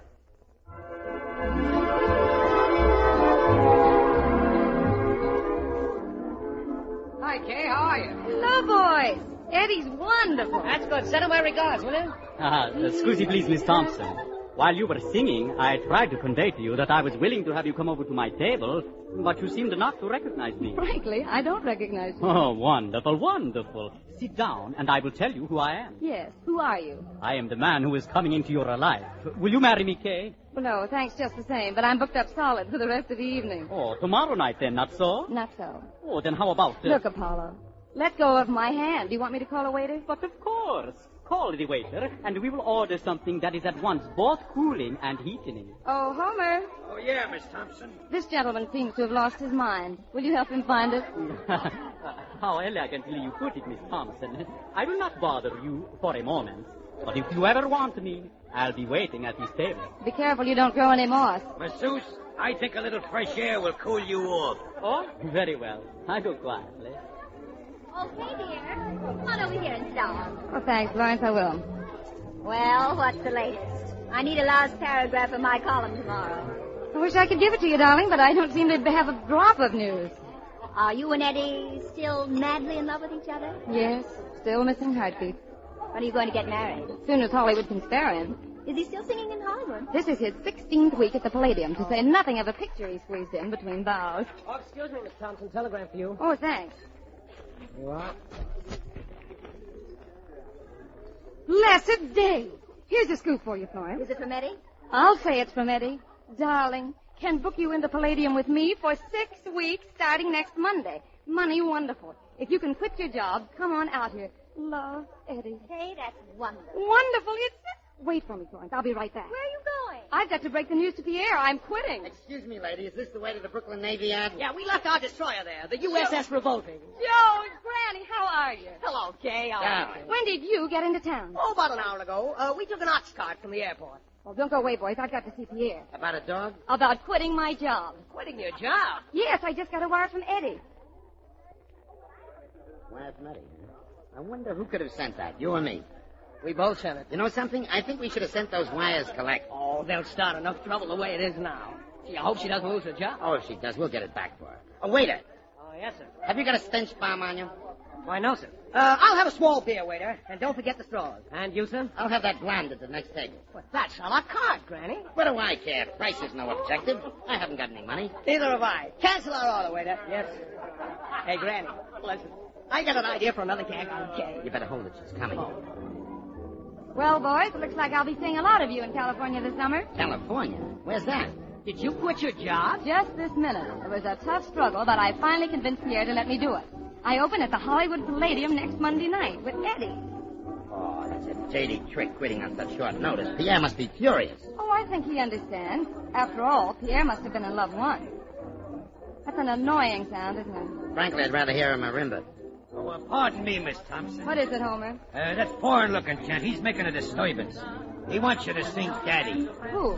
Oh, don't tell me. I know. It's the dark gentleman with the bare teeth and the wet smile. All right, I'll see what I can do. If there's any trouble, we'll be hard to find. Right down. Pull off the chair and the seat. Right down. Put down that swizzle stick, Maestro. You know, you may not realize it, but you're going to get thrown out of here. You're annoying the people. Why do I annoy? I love the people. I love you, kid. Sit down. We will have something expensive to eat together, not so? Not so. I have a subsequent engagement. Look, senor. Ramon. Look, Ramon. But I am looking, Kay. I am looking into your beautiful eyes and wondering why you will not do me the kindness to sit at my table. I love you, Kay. You are so pretty. You are so pretty, I could... Well, you won't. I can try. Listen, Ramon, you may not know it, but I have a sweetheart. All women have sweethearts. Not like mine. He's a wrestler, only they don't let him wrestle anymore. He strangled too many people. And if you don't let go of my Telegram for you, Miss Thompson. Again? Yes, Thanks. ma'am. Kay, do you mind if I read over your shoulder? You know, there is nothing quite so fascinating as somebody else's correspondence. Heavens! Why, what is the matter? Bad news in the telegram? Awful news. Darling, hold everything. Palladium deal off. Thought I could swing it, but they double-crossed me. Sorry I got my hopes up. Disappointedly, Eddie. And I thought I was going west. You are going west? Oh, then you must have a drink with me. And you can go south with the bird. I've got to get my job back. Oh, kid, if you will not drink, will you sing for me? Oh, I love to hear you sing. Sing, Daddy. I'm sorry. I've got to see Pierre. Oh, no. Sing now, please. Come, I will sing with you. If you start singing Ramon Mio, they're going to bounce you out of here for sure. Oh, no bounce. Please, no bounce. I had a good voice. I will join in with the orchestra. In fact, right now. Hey, get down off of that table. This is all for you, Kay. Tuya sola, yo te quiero, amada niña mía, igual que ama la flor, la luz del día. Amapola, the pretty little puppy, must copy its endearing charm from you, Amapola.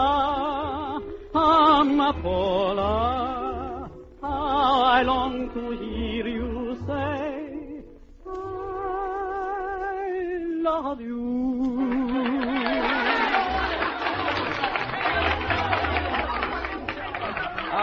Okay, Caruso. Your audition's over, so you better come with me. Go easy on him, Homer. He has a good voice. Is this the bounce? Is this it, brother? Well, au revoir, Kay, my darling. Good night, Ramon. Pierre. Oh, Pierre, may I speak to you for a moment? Just a moment, Miss Thompson. Oh, now, just a minute, Kay. Don't break in on a private conversation like this. Where was you brung up? I'm sorry, boys. I have to speak to Pierre. It's important. Now, Pierre, I know I've quit, but Yes, and I know why you quit. Yes, we were just telling him why. Yeah, we were telling him how you loathe this place. They don't pay you enough money. And you'll never work here again as long as you live. Oh, wait a minute. I never said anything like that. Look, Pierre, old friends are the best, and I've always been loyal and Oh, faithful what to use you. of denying it, Kay? You know what you told us in confidence. Yeah, they're kidding. Can't you Is see that that? so? You think I am an evil-faced old miser, do you? Conscienceless. Unscrupulous. In short, a stinker. And that isn't all they told me. You said I was a fungus face. Pierre, I think you're beautiful. The very idea. Fungus face. Me. Just because you got a big nose. Boys, will you stop? I've got to get my job back. Oh, first she quit you on short notice, and now she wants her job back. Don't you talk to her. I won't. Pierre, listen to me. These idiots will do anything for a laugh. But Say no please more, listen to Kay. me. I refuse to discuss this with you. Fungus face. Pierre, wait for me. You've got to know the truth. You think we put that on a little too thick? Oh, you've got to put it on thick with a fungus face. Oh, hey, look who's back. Amapola. Hey, you! You-hoo! You who, General? Oh, me? Yes, you. Don't stand there. Come over here when we call. Oh, Scooty, please. Were you gentlemen addressing me? Yes, and don't call us gentlemen. We're writers. What's your name? Ramon, and I am very pleased to meet you. Well, come on, Ramon. Sit down at our table for six. Oh, thank you, senores. The pleasure is all mine. You're telling us. Oh, waiter, what do you have, Grant? I got a great idea for a gag on Kay. Spring it. Look, let's tell her that Eddie's been going around with another girl out there in California, a redhead. Boy meets redhead, redhead plays tennis, Eddie buys a racket, and Kay gets strong. Great. You'll back us up on this, won't you, Chili? I do not know what you are talking about, but I agree. Now listen. Now, wait a minute. You're making an awful lot of noise, aren't you, boys? Sit down, Kay. Not with you, maniacs. That was a fine thing, telling Pierre I hated this place. Did you get your job back? Finally, but I had to knit him a sweater to do it. So? You're here again, Ramon. I'll have to get vaccinated against you. Casey, can I help it if I do not know what I am doing? Oh, there's a telegram, Miss Thompson. No. But yes. Shall I read it for you? Give me that. Blindfold him, will you, Granny? Why go to all that trouble? I'll just blind him. Heavens. Well, what's the matter? Listen to this. Palladium deal all set for you. Sorry, I got mixed up. You open here next Monday. Love, Eddie. What's the matter with that guy? Can't he make up his mind? You better see Pierre again. No, I think I'll sit this one out. If I don't get a wire in 10 minutes, I'll quit again. Eddie seems to be having an awful lot of trouble, doesn't he, Joe? Huh? Oh, yes. Yes. You can't really blame him, though. I understand that redhead is driving him crazy. What redhead? Oh, it's just a rumor, Kay. What's just a rumor? What redhead? It's nothing. Eddie's just been playing a lot of tennis lately. A lot of tennis? Well, what's wrong with that? Well, he isn't playing with Donald Budge. Joe, you shouldn't have said that. I'm sorry, Kay. I couldn't resist it. Now, wait a minute, boys. I want to know about Eddie. Oh, there's nothing much to know, we hope. They're just saying he's going to marry her, that's all. That's why he's coming east, to meet her folks. To meet her folks? Well, sure. Why do you think he got you that job in California? You mean he got me that Hollywood job just... Oh, hard to believe. All right. Ladies and gentlemen, we give you once again our midnight girl of music, Miss Kay Thompson.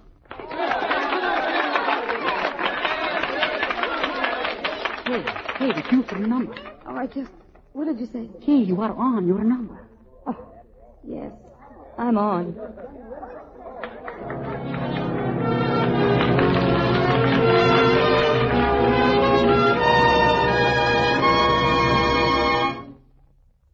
The glow of sunset in the summer sky, the golden flicker of the firefly, the gleam of love light in your lovely eyes. These are the things I love. A silver moonbeam peeping through the trees, a bed of tulips nodding in the breeze, the look you give in answer to my plea. These are the things I love. Once I thought that life was just a winter thing. My heart was cold, and then you came to me and like a breath of spring. You turn the silver snow to gold, a robin serenade when day is through, the babbling brook beside our rendezvous, your sweet voice whispering, darling, I love you. These are the things I love. They say that of love are blind, but that is not the case with me. For more and more each day I find my love for you has made me see. Once I thought that life was just a winter thing. My heart was cold, and then you came to me, and like a breath of spring, you turned the silver snow to gold. A robin serenade one day, the babbling brook beside our rendezvous, your sweet voice whispering, darling, I love you.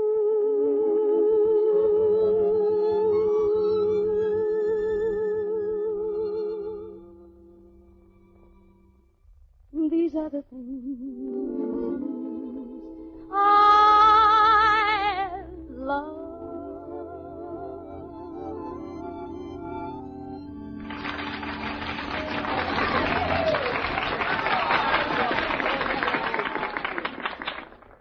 Thank you, thank you. And now it's my pleasure to introduce one of the outstanding dance teams in the country. Direct from South America, I give you Carmen and Yosanda.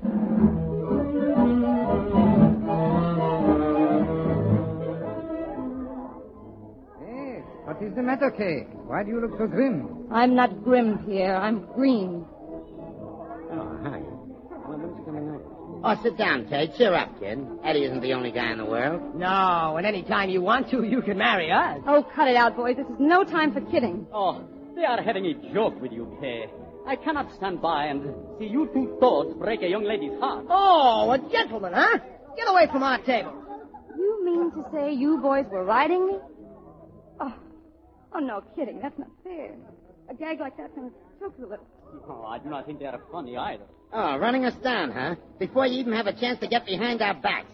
And you call yourself a gentleman. Listen, boys, what is Eddie really doing out there? I've been getting telegrams all evening. Oh, don't pay any attention to those. We happen to be passing by a Western Union. You mean you sent those wires? Only 3 of them. Why, you lunatics, you made me lose my... Thompson telegram. This one must be on the house. Oh, may I read this one? If it's signed Eddie, you can. Ah, thank you. So, from now on, we'll have to correspond in code. Yes, it's from Eddie, all right.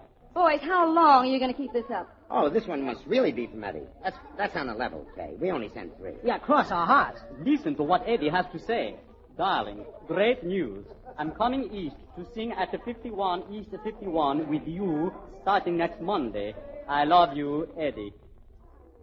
That should have been signed Eddie and Granny. But Granny didn't write it. Well, then who did? Ramon? I'll see you later, boys. Oh, wait a minute, Kay. No, thanks. I've had enough telegrams for one night. Oh, she's really sore. She must be sore at Eddie, then. We didn't send that telegram. Come on, let's go after her. I will go with you, senores. No, you won't. You've had enough fun for one night. Go home. Yes, pay the check and go home. I have no home. We'll dig you one. Go on now. I insist. Oh, wait it. Oh, yes, sir. This man here is annoying us. Oh, I have not done anything. Not much you haven't. Come on, now, this is the third and the last time. Come on, Joe. Let's clear ourselves with Kay. Okay. Okay. Well, what now, boys? We didn't send that last wire. Eddie's really coming east. Will you please stop? Kay, will you sing Daddy now? Are you in again? He must have broken his leash. Telegram, Miss Thompson. Again? I ought to have a private wire. Who's it from, Kay? Who's it from? As if you didn't know. You're slipping. Darling, sorry. Had deal all set at 51 East 51, but new owner has nixed it. Who is this guy Ramon anyway? I'm working on a deal for you to come out here and join me at the Palladium. Love, Eddie. That's from Eddie, all right. You ought to know. You wrote it. Hey, what's Ramon got to do with this? I can't imagine. Can you, Ramon? Well, I have my own theory, if you'd like to hear it. I've got to get back on stage. There's my cue. Oh, yes, indeed. Hurry, Kay. We will never make it. We will never make it. Where do you think you're going? Onto the stage with you. We will do a duet. We will sing Daddy. Not so? Not so. You'll get thrown out again. No, not this time. I have bought the place. You've what? It was the only way I could get back in again. You mean that last wire was the real McCoy? You're the boss here now? That is right, Kay. And the first thing I did was to cancel Eddie's contract. Why you? I'll get even with you. I'll quit and then go to Hollywood. Miss Thompson, another telegram. Open it, will you? I'm losing my strength. See, with pleasure. Not you. You, Charles. Yes, madam. What do you want, Miss Thompson? Well, I've got to hand it to you, Ramon. Oh, some interesting news? This really is from Eddie. Darling, your agent tells me you can't come out here. You have 3-year non-cancelable contract with Ramon. New owner, 51 East 51. At this rate, I'll never see you. Love, Eddie. And now, if you please, Miss Thompson, we will sing together. And furthermore, we shall sing Daddy. Not so? CC, boss. CC. Oh, Daddy, darn it. I got to sing this song because the boss says so. Daddy, draft. And I'm fit to be tied. Casey, I'm sorry that I gave to you the double cross. But Casey, true love is not to be denied. Yes, Ramon. But Eddie will be as mad as blazes. I'm sure with me he'd like to change places. It's just not fair Eddie's out of the city. But here am I, both rich and pretty. Eddie, if you are listening in, she's singing this especially for me. Daddy, drat it. You want to get the best for me. 51.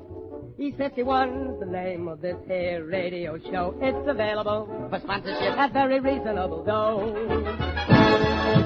Waiter. Yes, sir. Give to them the pound. Come on along, you two wise guys. Coward! Pick out somebody your own size.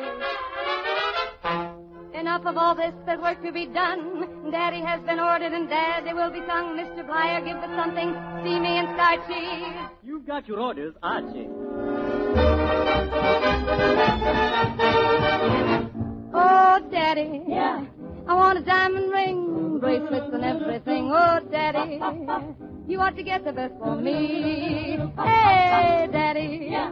Won't I look swell in sables, clothes with parrot labels? Daddy. You want to get the Be an inspiration. You'd be a great sensation. Daddy. Yeah. I want a brand new car, champagne and coffee. Oh, Daddy. You ought to get the best for me. Daddy. Daddy. Daddy. Daddy. You ought to get the best for me.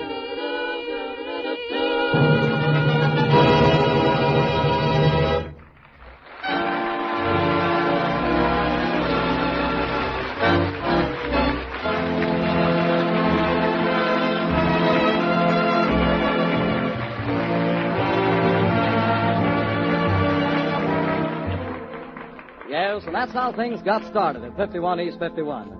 Now, in the weeks following, if the CBS Forecast sample program is projected into a series, you will hear the further adventures of Kay Thompson and of the variously entertaining ladies and gentlemen at this very pleasant new nightclub created by radio. Ramon, in the person of Eric Rhodes, seems in control of the situation at the moment, but Kay's friends are many and resourceful. Lionel Stender, the Wilson who walks like a man, doesn't seem the sort to take reversal very lightly. He and Everett Sloan will very likely turn up again with malice aforethought. We hope that you'll want to be our guest at 51 East 51 again. Orson Welles has promised to drop around when he's in town, and Groucho Marx probably won't be a buffer. Boris Karloff might commit a murder before your very ears, or Danny Kaye masquerade as a Russian millionaire. Yes, almost anything is more than likely to happen at 51 East 51, but the music goes on just the same.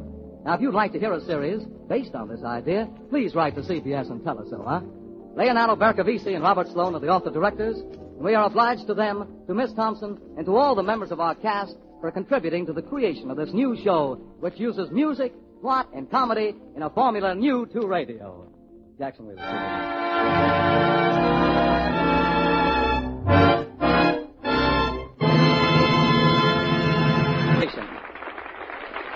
This is the Columbia Broadcasting System. I'd like to remind you that From Hollywood, California, the Columbia Broadcasting System presents Forecast Number 3, another CBS First Night in Radio, the dress rehearsal of another new and exciting radio program plainly earmarked for future reference.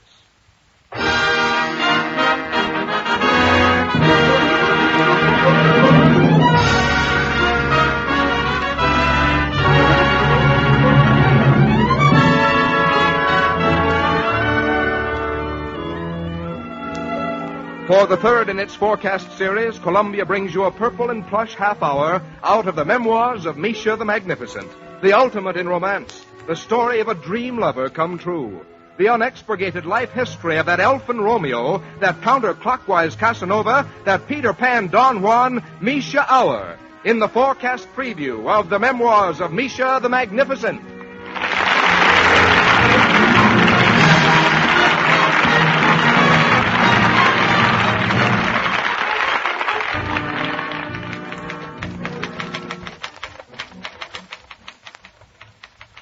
Thus, once again, love was drawing me, Mischa the Magnificent, into the whirlpool of marriage.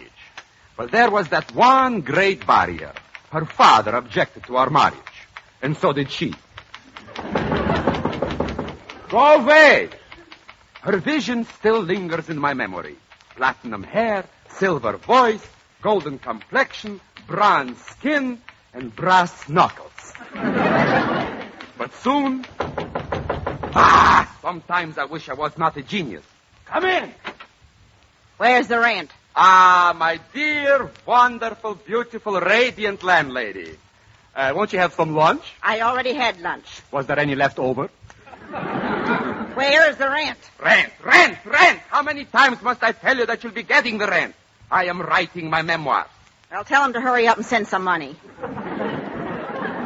No, my little cabbage. I'm writing the story of my life. My magnificent life. Mischa, the darling of royalty. Mischa, the man who has held queens in the palm of his hand, kings under his thumb, and aces up his sleeve. Look at this chapter I'm working on now. Love finds Mischa. Hardly. How about the rent? What a beautiful woman she was. The most beautiful woman I've ever seen in the whole world. In fact, my charming Rutabaga, she looked not a little like you. Me? She did? Yes. Yes, in fact, she looked not any like you. Here, let me read you a few of the golden lines from this chapter, page 16. I, Mischa, had grown into a gay, handsome lad of 30 before I knew the meaning of the word love. As a matter of fact, there were several words I didn't know the meaning of. Cat, dog, house, and many others. But then one warm evening in June, something seemed to urge me to move on, to get out into the world. It was the landlord. So I went into the world, and on the shores of a far distant tropical land, I met Zoma. Was she pretty? Ravishing. Such eyes, such lips. Those lips. Lips like petals. Rose petals? No, ping-pong petals. She was a Ubangi.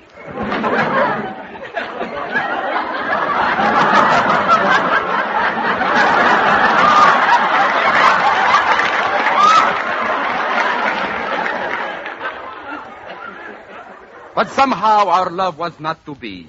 Something kept us apart. Her lips. But then into my life came Dolores of the golden tresses. Long shall I remember our last night together on the Riviera.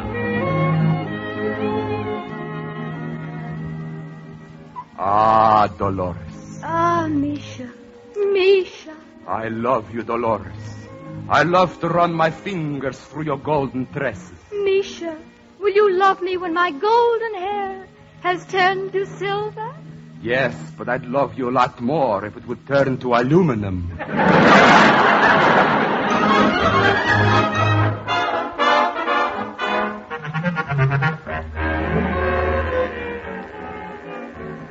That was our last night together. But my shattered heart was soon mended when fate brought Charmaine into my life. I was intrigued by her flashing eyes, her tiger spirit. It was on a moonlit deck that we met. I looked at her, she looked at me, and we never looked at each other again. Hardly had the embers from this burning romance died in the afterglow when fate brought Juanita into my arms. Beautiful, determined, vibrant Juanita Jones. It was the romantic season in California when thousands gather to pick grapes. In fact, that's where we met, picking grapes. Along about the 7th row, we accidentally reached for the same grape. Our hands touched, and Juanita, blushing, said, Hey, lay off on that grape. I seen it first. Oh, no, my pretty one. I seen it first. Oh, no, you didn't. I seen it first. But no, I seen it first. Ah, shut up. I seen it first. And to this day, no one knows which one of us seen it first. And after that, we parted. She to Salinas to pick lettuce, and I to the city, where I met my love of love, Mrs. Teresa Maddox. Our historic meeting took place at the boardwalk of Atlantic City. Our words were brief, but full of meaning, and something warm passed between us. I was the first to speak. Hot dogs, get them while they're hot. Contented canines from happy kennels. How about you, Duchess? A hot dog? A hot dog? Oh, how delightfully bourgeois. Yes, I think I'll try one. Ah, please do. And how will you have it accoutré? I beg your pardon? Well, do you want it with the standard equipment? You know, mustard, pickle, onions. Oh, no. I always eat them with nothing on. Really? Don't you get pretty chilly?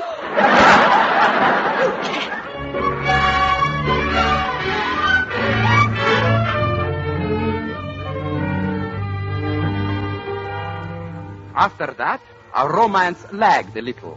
All I had as a souvenir was a handkerchief she had dropped at the hot dog stand. A mustard-stained handkerchief with the name Teresa Maddox embroidered in the corner.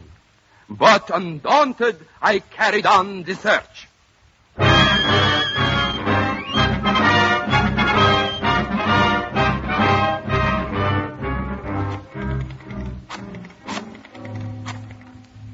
Hello? Is this the Bureau of Missing Persons? Yes? Well, let me talk to the chief. I'm sorry. The chief has been missing for 3 years.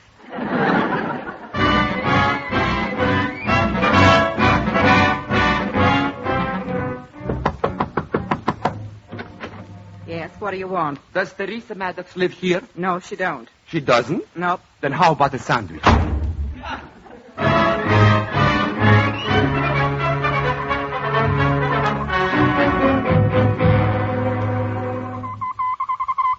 Kansas City YMCA. No Teresa Maddox listed here. Cleveland, Ohio. No Teresa Maddox listed in phone book. Boston, Massachusetts. No Teresa Maddox listed in the blue book. Louisville, Kentucky. Yeah, there's a Teresa Maddox listed in the winter book. She's running in the 3rd race.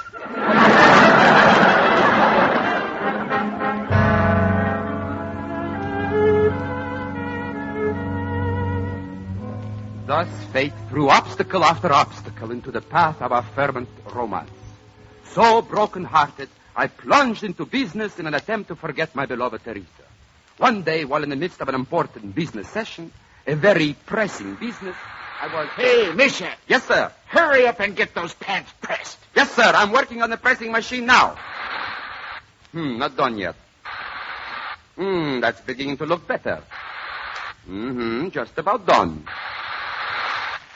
Ah, Natsky. Burn the hamburger again. Miss, how many times do I have to tell you not to fry hamburgers in the pressing machine? Why do you keep frying hamburgers in there? On my salary, can I get shashlik? Shashlik, hamburgers, food, that's all you think about. Food, hamburgers. How do you expect to get any place if all you think about is food? Food will ruin you. Now forget about food and get to work. You watch the shop. I'm going out. Where are you going? Out to eat. Perhaps he is right. Perhaps I should pay more attention to what I'm doing. Well, this time I won't let the hamburger burn. No. Tam tam tam tam. Pum pum pum pum. Pum pum pum pum pum pum. Monsieur, you pressed the suit, no? No, I pressed the suit, yes. Then press. This suit I must have right away. Already I am late. Some pig of a cab driver. She splashed water on my pretty dress suit, and I must be immaculate for the festivities and the dance. Dance? May we? May who? May we? No, thanks. I think I'll sit this one out. Pig, do not make the joke. Perhaps you do not know who I am. I am Monsieur Pierre de Lagoon. My papa, she is president of a big French Indochina railroad. My uncle, she is president of a very big bank. My brother, she is president of a great oil company. And my mama... Yes, your mama. What is he doing now? Rabble. Hurry with the suit. I must get to this big affair. You realize she has not seen me for 6 long years. What a lucky girl. All right. Slip off the suit and you can wait in the back room. Eh bien. Here's the coat. The vest. And here's the pants. What lovely scarlet shorts you are wearing. Nothing but the best for Monsieur de Lagoon. Make them yourself? Fool. These are the latest Parisian creations. They are Mademoiselle Scapioli's. Well, you should give them back to her. They probably fit her much better. Quit making the jokes and press the pants. Well, okay, Tavarish. You get in the back room there, and Mischa, she will press your suit heat. Très bien, monsieur. Da-na-na-na. Da-na-na-na. Ah, look here, what's in this pocket? An invitation to a big wedding, and a wedding supper. Supper, what a beautiful word. Supper.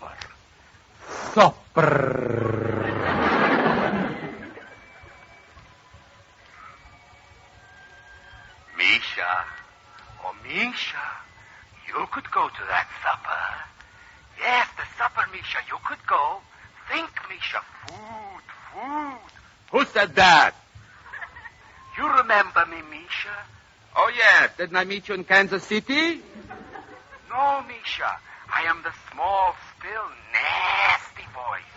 I am your evil self. Listen to me, Mischa. You can go to that wedding supper. I can? Of course, Mischa, of course. You've got the invitation. You've got the man's suit. Try it on, Mischa. Try it on. Do you think I should? Well, just try it on for size. But what about Monsieur Pierre de Lagoon? There is a key in the door, Mischa. A nice little key, Mischa. Just turn it, Mischa. No, Mischa, no, don't do it. Listen to me, Mischa. I'm your good self. My, it's getting crowded in here.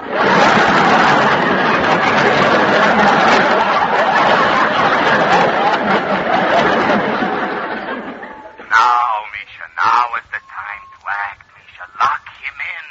No, Mischa, you mustn't. You must not. You cannot. But remember, Mischa, food. Mock turtle soup, Mischa. No, Mischa, you mustn't go. Think of your honor. And there'll be pheasant, Mischa. Tender, juicy breast of pheasant.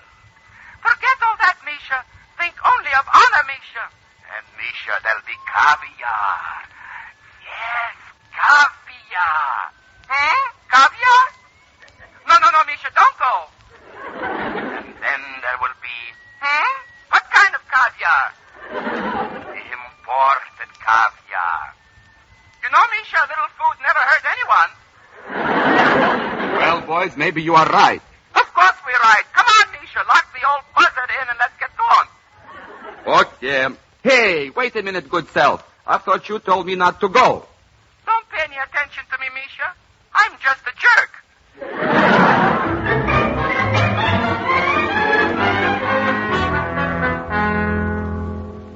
Thus it was that I, Mischa the Magnificent, received an invitation to the season's most fashionable wedding and wedding supper. And once again was thrown into the mad, gay social world from which I had again and again tried to escape. I arrived late at the affair due to a traffic accident with a streetcar. The conductor kept me throwing off me.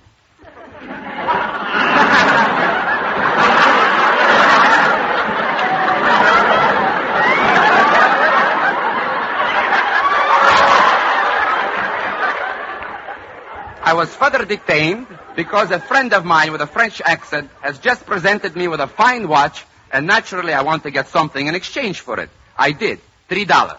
When I arrived at the scene of the festivities, the mansion was filled with gaiety and excitement.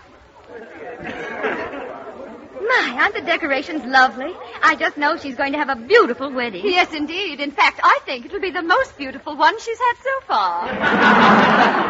By the way, have you met Pierre de Lagoon yet? No, I don't think he's even here yet. My, I wonder what he looks like. Those French India Chinamen are so handsome. Well, I doubt if even Teresa What's-her-name will remember what he looks like. It's been 6 or 7 years since she's seen him. They say he's terribly rich. Has a rubber plantation or something. Maybe he could get us a set of tires wholesale. Merci, Monsieur Pierre de Lagoon. Oh, look, there he is now. Oh, yoo-hoo, Monsieur de Lagoon. Ah, my charming Mrs. Bedley. Mrs. Bedley. It's so good to see you again. Again? But we've never met before. We haven't? Oh, of course not. What's the matter with me? I was thinking of Mrs. Whatchamacallit over there. Oh, no, she's never met you either. No? Then it must have been... No, it couldn't be her either. You see, none of us have ever met you. You haven't? No, but we've heard a lot about you. It's a lie. Oh, monsieur, you're such a jolly one. You know, I cannot understand me. All these beautiful women all around there, I've never met them. How could you? With your work way down there on the plantation. Oh, yes, of course. My work at the plantation? Oh, yes. Row after row of snowy white cotton. Picking, picking, picking all day long. The wages are low, but I love it. Cotton? You mean you raise cotton in Indochina? Oh, Indochina. Oh, yes, yeah. Well, the plantation is not right in Indochina. It's a little west of there. In Louisiana. But I understood that your plantation was in French Indochina. Oh, well, that one, yes. Right in the heart of China, and you should see it. Acres and acres of chop suey. Chop suey? Barrels of it. But I thought you were a big India rubber man. Oh, that, yes. Well, I was for a while, but circus life was too strenuous. But I loved it, though. You know, the smell of the sawdust, the pink lemonade, the hot dogs and hamburgers. What do you say we take a little jaunt past the snack bar? Maybe we could catch a sandwich. Oh, no, you can't go now. Here comes someone who's looking for you. Oh, he is not wearing scarlet shorts, is he? Oh, you're such a joker. Yoo-hoo, here he is. Here's Monsieur de Lagoon. Ah, there you are, Pierre, my boy. We've certainly been looking forward to meeting you. We'd like to know more about you. Yes, so would I. How's everything on the plantation? Oh, fine, fine. Never been better. By the way, what's rubber doing on the market today, Pierre? Oh, it's way up. Way, way up. Well, that's funny. My brother told me rubber was down. Well, it's sort of a two-way stretch. Oh, that delicious French wit. You know, the missus and I are certainly looking forward to visiting you down there. We'd planned to make it a surprise. Don't worry, it will be. Exactly how do we get out to your plantation? Well, it's a little difficult to say, but the best way is to go south till you get to India. Then turn. Yes? Then you go over a big mountain, a very big mountain. An awfully big... No, I don't think you can make it. Oh, yes, we can. Where to then? Then you go through a long, low valley. Then you stop at a filling station and get a road map of California. California? But we're traveling in India. I know, but the roads are much better in California. But how do we get to the plantation? Oh, yes. Well, then you turn left and you go 60 miles till you come to a beautiful river. Yes. Then you come back 60 miles. Come back 60 miles? Why? The bridge is out. Well, never mind. We'll find out when we get down there. Come on, I think you better meet some of the family before the wedding. I'm sorry you won't get to meet our youngest daughter. She's coming out next week. Really? What's she in for? There's Mother over there, crying as usual. She always cries on our daughter's wedding day. You know, it's not easy to give our little girl away. Well, if she looks anything like her mother, I can understand why. Oh, that's a good one, Pierre. I'm glad to see you've got a sense of humor. Man needs a sense of humor at a wedding. Don't you think so? I certainly do. By the way, who is your daughter married? What a sense of humor.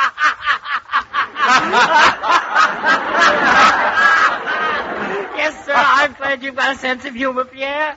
My daughter's mighty lucky to get you for a husband. Yes, she certainly is lucky to get me for a... Me? Me? Oh. The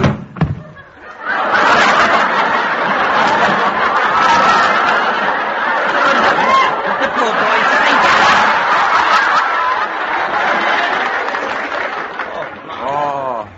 Oy, oy, oy, oy. That's it. That's it, Pierre. Take it easy. You will be all right. I felt the same way on my wedding day. Oh, I guess I am all right. Now, what were you saying? Let's run through that again very slowly. Oh, yes, I know how you feel, my boy. It's hard to realize that you're on the threshold of the grand adventure of matrimony. But you will soon realize it, Pierre. Just think, in a few minutes you will take as your mate my little daughter, Teresa Maddox. Teresa Maddox? Oh!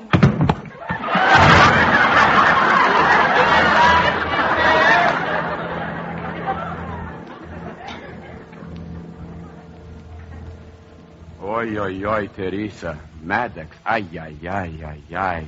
Maddox, Teresa. Oh. Yes, darling, I'm right here. Teresa will take care of her, Pierre. Come on now. I'll help you stand up. That's it. Now we can start the wedding. Wedding? Oh, you poor boy. Have you been ill lately? I'm sick. Poor dear, I can see you've been ill. It's changed you so much. You seem like a different person. I am. Well, come on, dear. They're ready to start the wedding march. But look, there's something you ought to know about me. Oh, silly. Teresa knows everything about her darling Pierre. Why, from that moment in Indochina when he proclaimed to the skies he'd moved heaven and earth to marry little Teresa. And if any man tried to come between us, he'd slit his throat. Slit his throat? Why, yes. What's the trouble? You're getting pale again. I'm sicker than I thought. Well, you'll feel better after the wedding.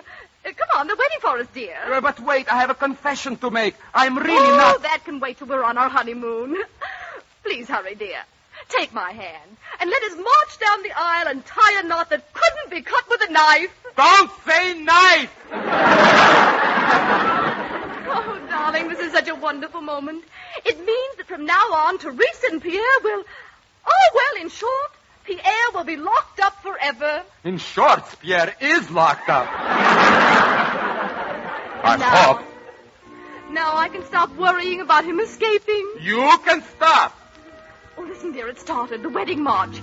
Come, dear, take my hand. Wait a minute, Teresa. I'm not the man you think I am. I must tell you something about my past. Oh, forget the past. The past will soon be buried. That's what I'm worried about. Hurry up, darling. Don't walk so slow. You act as though this is a funeral march. Who is acting? Darling, please be serious. You're such a gay blade. Don't say blade!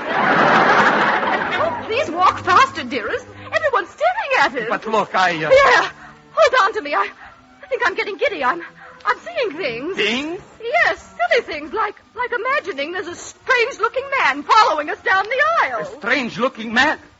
Is he wearing a top hat? Yes. White tie? Yes. And scarlet shorts? Yes. Stand back and give me air.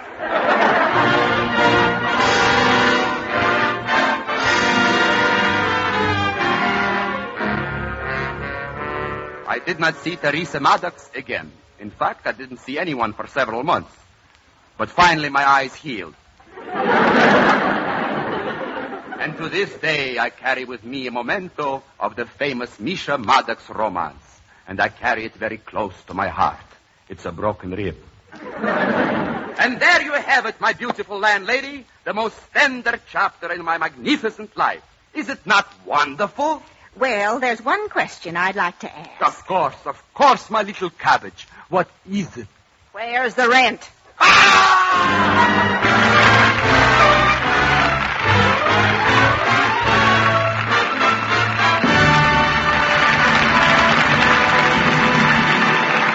You have just heard Mischa Auer in the first of the memoirs of Mischa the Magnificent, presented from Hollywood in Columbia's Forecast series of radio previews.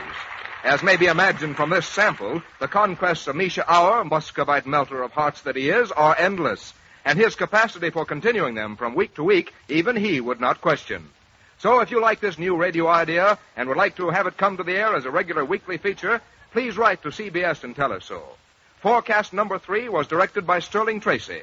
It was written by Roswell Rogers and Carl Hertzinger. Background music was composed and conducted by Wilbur Hatch. Next Monday, same time, same station, the forecast lineup reads as follows. Forecast number 4 from New York.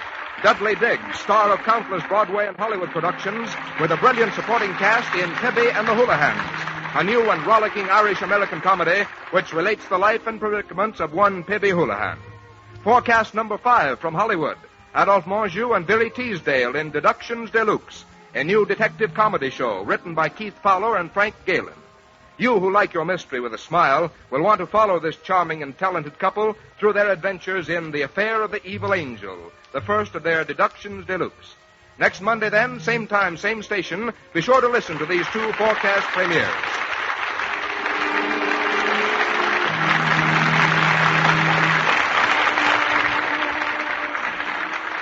Frank Goss speaking.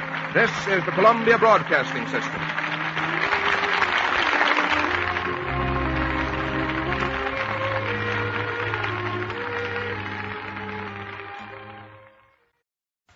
Stay tuned next for the Cavalcade of America.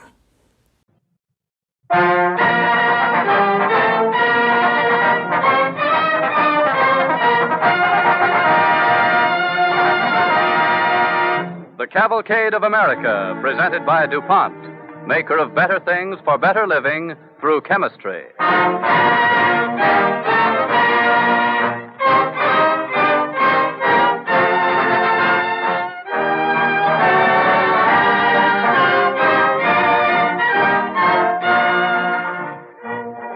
Tonight we bring you a play about a lazy man. He was a writer of stories. In fact, he was America's greatest short story writer, Sidney Porter, known all over the world by his generation and ours as O. Henry. In a portrait study of O. Henry written by Norman Roston, as O. Henry might possibly have written it himself, the part of O. Henry is played by Carl Swenson of the Cavalcade Players. The orchestra and the original musical score are under the direction of Don Voorhees. DuPont, maker of better things for better living through chemistry, presents Carl Swenson as O. Henry on the Cavalcade of America.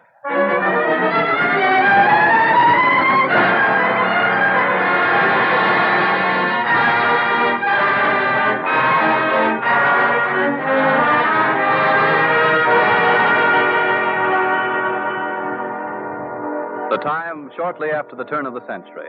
The place, a magazine office in the city of New York. Casey. Casey! Coming, sir. Yes, sir. Here I am, sir. What are you doing here? You're not supposed to be here now. Huh? I work here. Do you know what day of the week it is? It's Friday, I think. You think, do you? And what if I say it is Friday? Does that bring anything to your mind, if I can call it that? Friday? By heavens. What time is it, sir? Well, it's after 6. I'm late, sir. I'll grab my coat and rush right over. Wait a minute. Stop. Come back here. Casey, let me remind you for the last time. Friday is the most important day of the year on this magazine. Do you understand? Because that's the day O. Henry should be writing his story for the Saturday morning deadline, which he never does. And that's the day when you have to go down there and see that he does, remember? Yes, sir. I won't forget again, sir. More important than your life. Understand?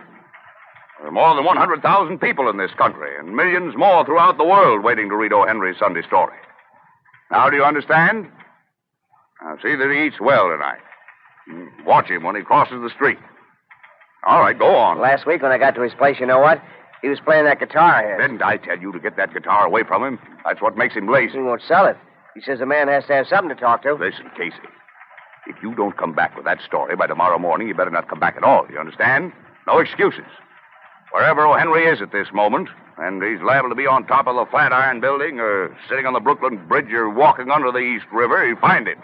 Stay there, sleep there, and bring back that story, dead or alive.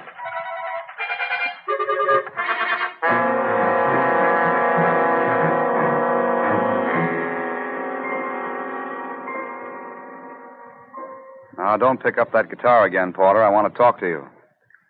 Go ahead and talk, Tom. Yeah, I must say you play that guitar almost as well as you write, Porter.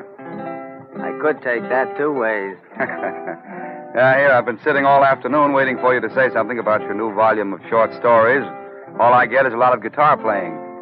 Now, what would you want me to say about the book? Nothing more for me to say. It's all in there. Well, how do you feel about your new book? I feel fine. Is that all?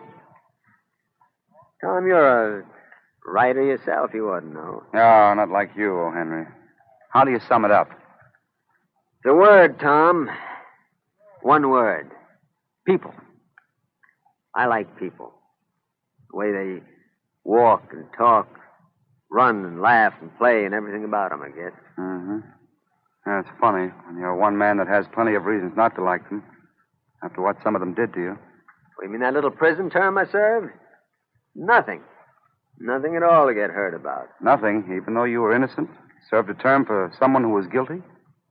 Matter of fact, Tom, did me a lot of good. Made me understand people better. Helped me understand what was important about living. A little pain is good for the soul. It makes you understand what peace is like. Everything that holds you down for a while makes you stronger when you're up again. That's why I'm not feeling twisted about the prison. Met some fine people there. I don't think many people would feel that way about it. You're trying to embarrass me, Tom. I'll have to start playing the guitar or ask you to leave. Nice of you to say that, though. Now, it seems to me like being a good writer means only one thing. Being honest. I try to be honest with the people I write about. They naturally show their appreciation by working together to make a good story. Come in. Good evening, Mr. Porter. The boss sent me down. Thomas? I'm like Robinson Crusoe. There's always a Friday at my heels. Yes, sir. Comes every week, don't it? Tom, I picked writing stories because it sounded like the easiest kind of work. That's where I made the biggest mistake of my life. Yeah, well, I'll be going now while you turn out another one of your weekly mistakes. So long. See you soon. Casey, you better come back tomorrow, too. Back? Well, I just came. I have to stay and wait for that story. Casey, why don't you go out and write that story yourself?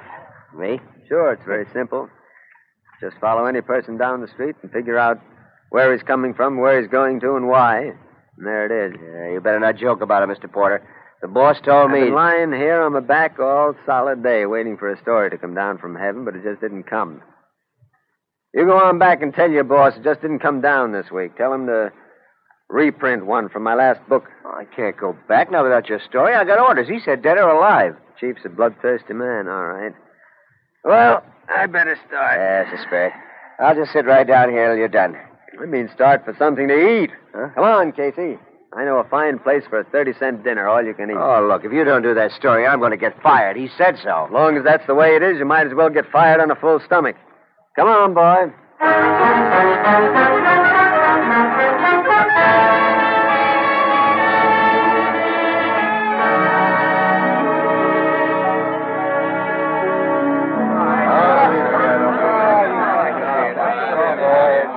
Boys, I've been doing the talking most of the night.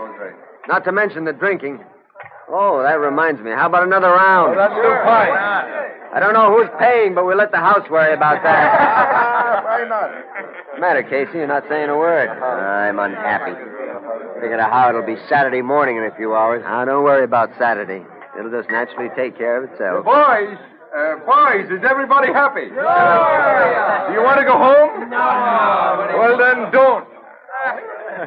Say, Porter, that last story of yours, that fella Soapy in the cup. True life picture it was. I said to the missus, you know, that might have happened to me just as well. What's that sticking out of your vest pocket? Huh? Oh, this. Oh, Yeah. they're just a cheap bracelet. Funny little trinket with a little elephant hanging from it. Not worth anything. I got it from that girl over there at the table. Oh? She insisted I take it, said it was a good luck piece, but she wouldn't be needing it anymore. She's probably feeling sorry for herself. Well, you meet all kinds in a place like this. Who is she? I don't know. Chorus girl, I guess. Comes in here a lot. I think she lives somewhere around here on 10th Street. Let me see it. Here it is. I haven't? Oh, take it. I don't plan to wear it. Thanks. Now, if you'll excuse me. Oh, sure. Pardon, ma'am, is this chair taken? Yes, it is. You mind if I sit down in this other one? Why don't you sit at the next table? Your name wouldn't be Sarah, would it? Say, why don't you leave me alone? No, don't get up, please. Would it be Susan?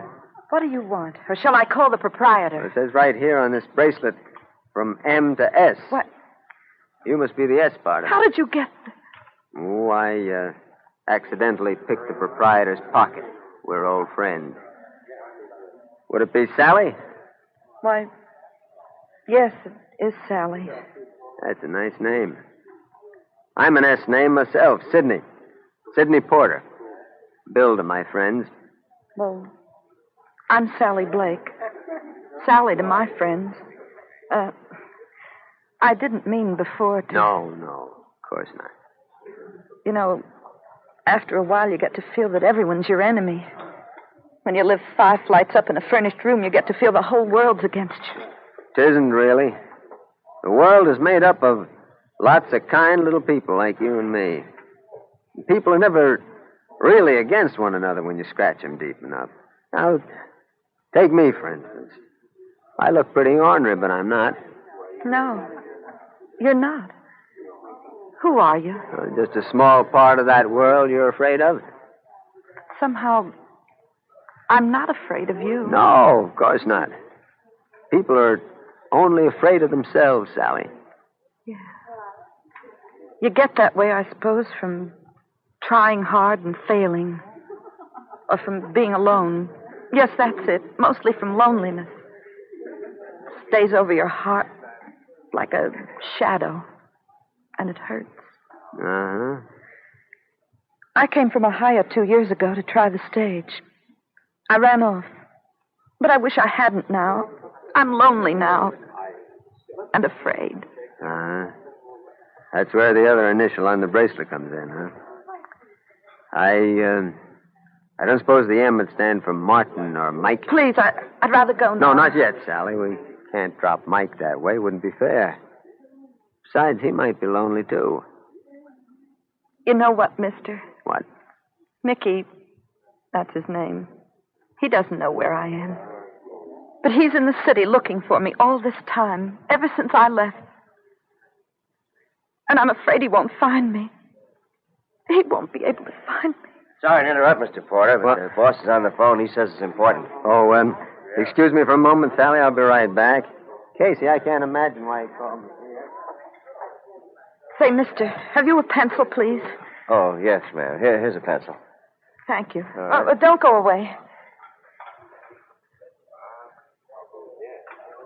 Here you are. When that gentleman returns, give him this note with this bracelet.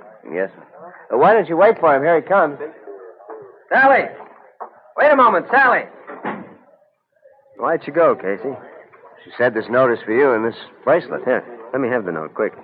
All right. What's it say? I should like to leave this bracelet in the keeping of a kind person. Goodbye forever. Well, that's that. Now you can go back home. Come on, Casey. Got to return this. She might still be outside. Come on, hurry.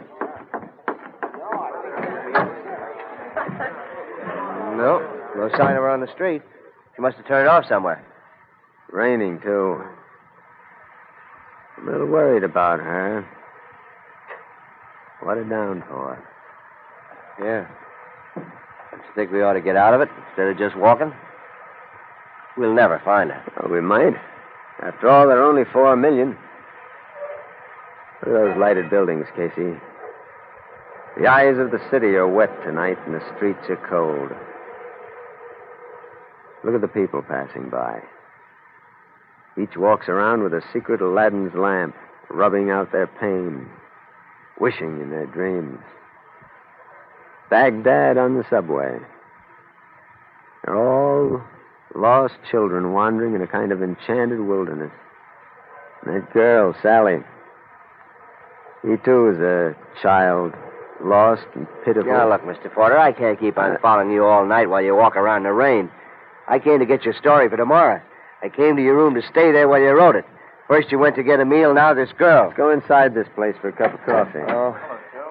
We have to go home, Mr. Porter. Sit here at the counter, huh? We can't go wandering around all night looking for someone. It ain't natural. You should be sitting at your desk, Mr. Porter, thinking up some good What'll stories. it be, gents? 2 coffees. Draw 2. Casey, how'd you like to turn detective? Yeah, sure. Why not tomorrow night, Mr. Porter, after we go to press, huh? Here's this bracelet swinging from my hand, Casey. From M to S.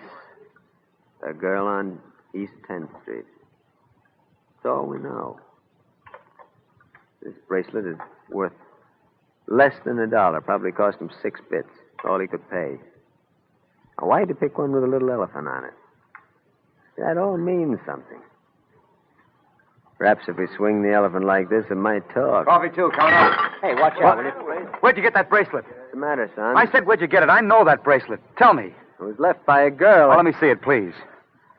Yeah, the left eye's cut out of the elephant. I did that for luck. Mister, that's my girl, see? Where'd you find it, huh? Where? In the cafe down the block. She told me she'd always keep it. She said she'd keep it until she couldn't go on any longer. What? We have to find her. We gotta find her. Come on, hurry. We have to get there fast, wherever she is on that street. Now it's a matter of life and death.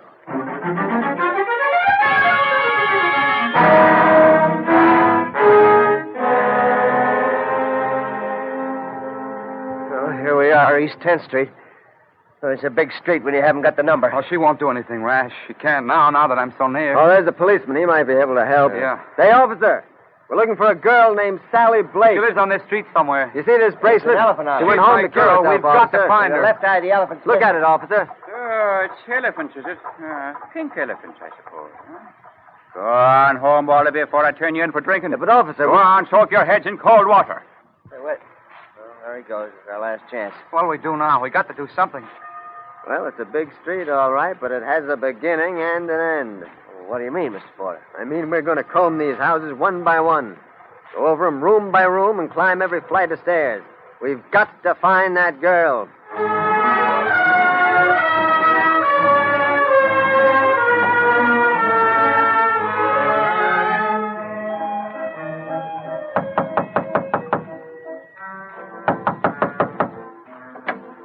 What is it?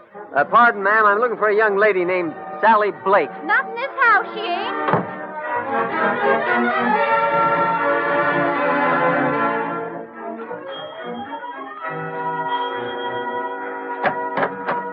I'm looking for a girl named Sally Blake. She's got black hair. Nobody in my house by that name. Sorry. They don't like us much. Come on, Mickey, next house.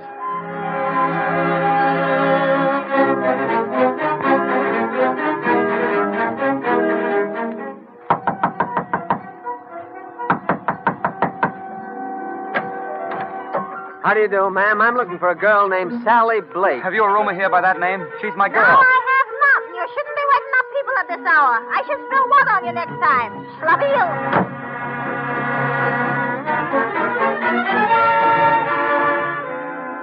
Well, we've covered 2 blocks. No sign of her. I don't know. I'm scared. There's so many houses. It's 2 o'clock. It's getting late. Early. Early's the word, boy. She keeps getting earlier hour by hour from now on. To it, lads. I always wanted this kind of exercise.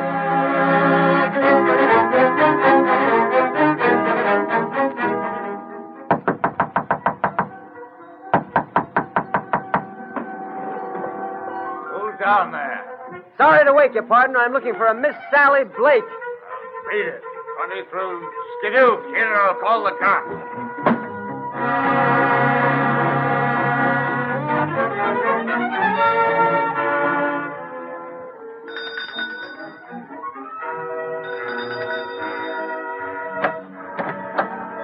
Excuse me for waking you at What's this hour, but I... always the noise? What's the matter?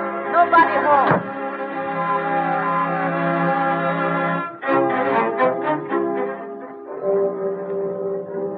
Don't you feel bad about it, Mickey? I don't know what to feel.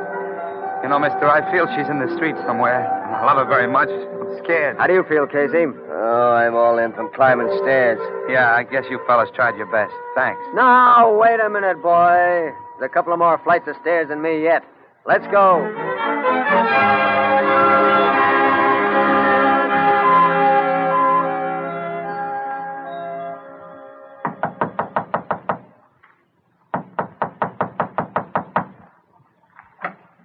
Who is it? What's the matter? Is my house burning? Ma'am, 1,000 pardons for waking you at this hour, but Pardons, is it? Go on now. I'll wake me husband. We're looking for a lady named Sally Blake. Belonging in jail yard for waking people up. Sorry I troubled you, ma'am, but... Oh, now, I recollect I did have a girl by that name live here a while back. She got behind in a rent, she did.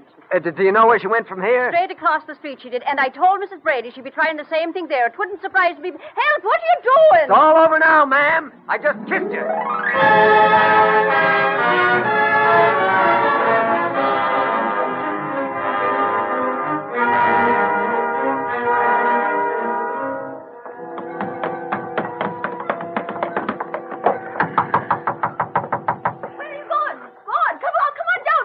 Hello!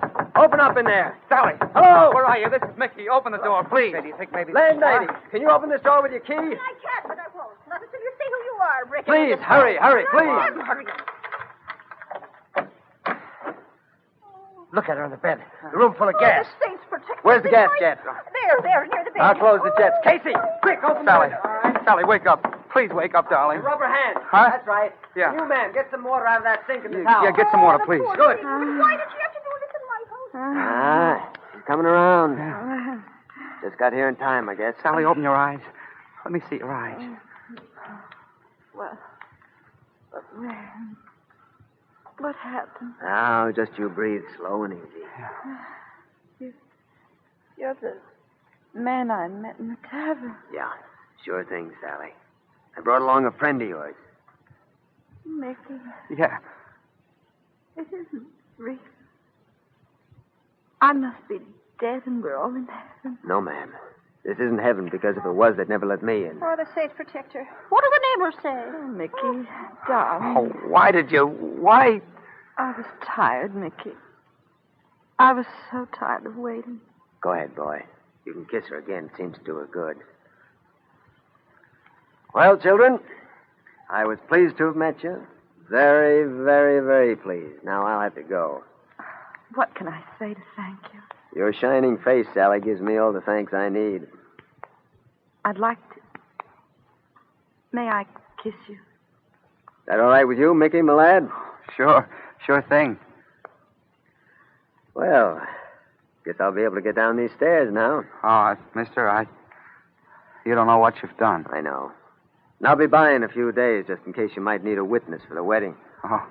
Oh, and here's my wedding present in advance. It's a bracelet with an elephant. I hope you won't mind, but the elephant has only one eye.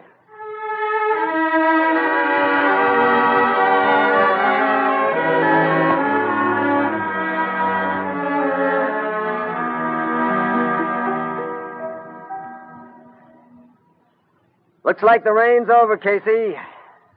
A day to watch the morning come stealing in over the rooftops, over the bridges, putting out the stars and putting out the million dreams of evening, waking all the dreamers. Sure was a wild night. Funny, I don't feel very sleepy. I never had so much exercise in my life, Casey. Never be able to look another flight of stairs in the face again. Guess it's all right to help others, but all I know is it's 6 o'clock Saturday morning, and where are we? We're home. Come on inside for a moment, Yeah? Casey. That guitar won't make me feel any better. 9 o'clock is the deadline, and I'm on the old soup, I guess. Cheer up, boy. Cheer up. We've reunited two lovers. We've performed an act of God. Yeah, guess we did. Now I got to think what's going to happen to me when I go back without your story. You go ahead and think about it, Casey. Make yourself some coffee. It'll make you feel better when you walk into the boss's office and collect your salary. Sure. Go ahead, torture me. What do you care if I lose my job? That's right. Don't pay any attention to me. Talk to your typewriter. I'll be going along now. Had a hunch it would all end this way. Casey, hand me one of those cigars. You know, that lad will be living next door to her all the time, see? Oh, what lad? And I've been thinking, too, seems to me like I won't have her die in the end. Of who? What are you talking about? Talking about my story. That's what you came here to get, wasn't it? Huh? No, Sally won't die in my story. Fiction doesn't always have to improve on fact, you know.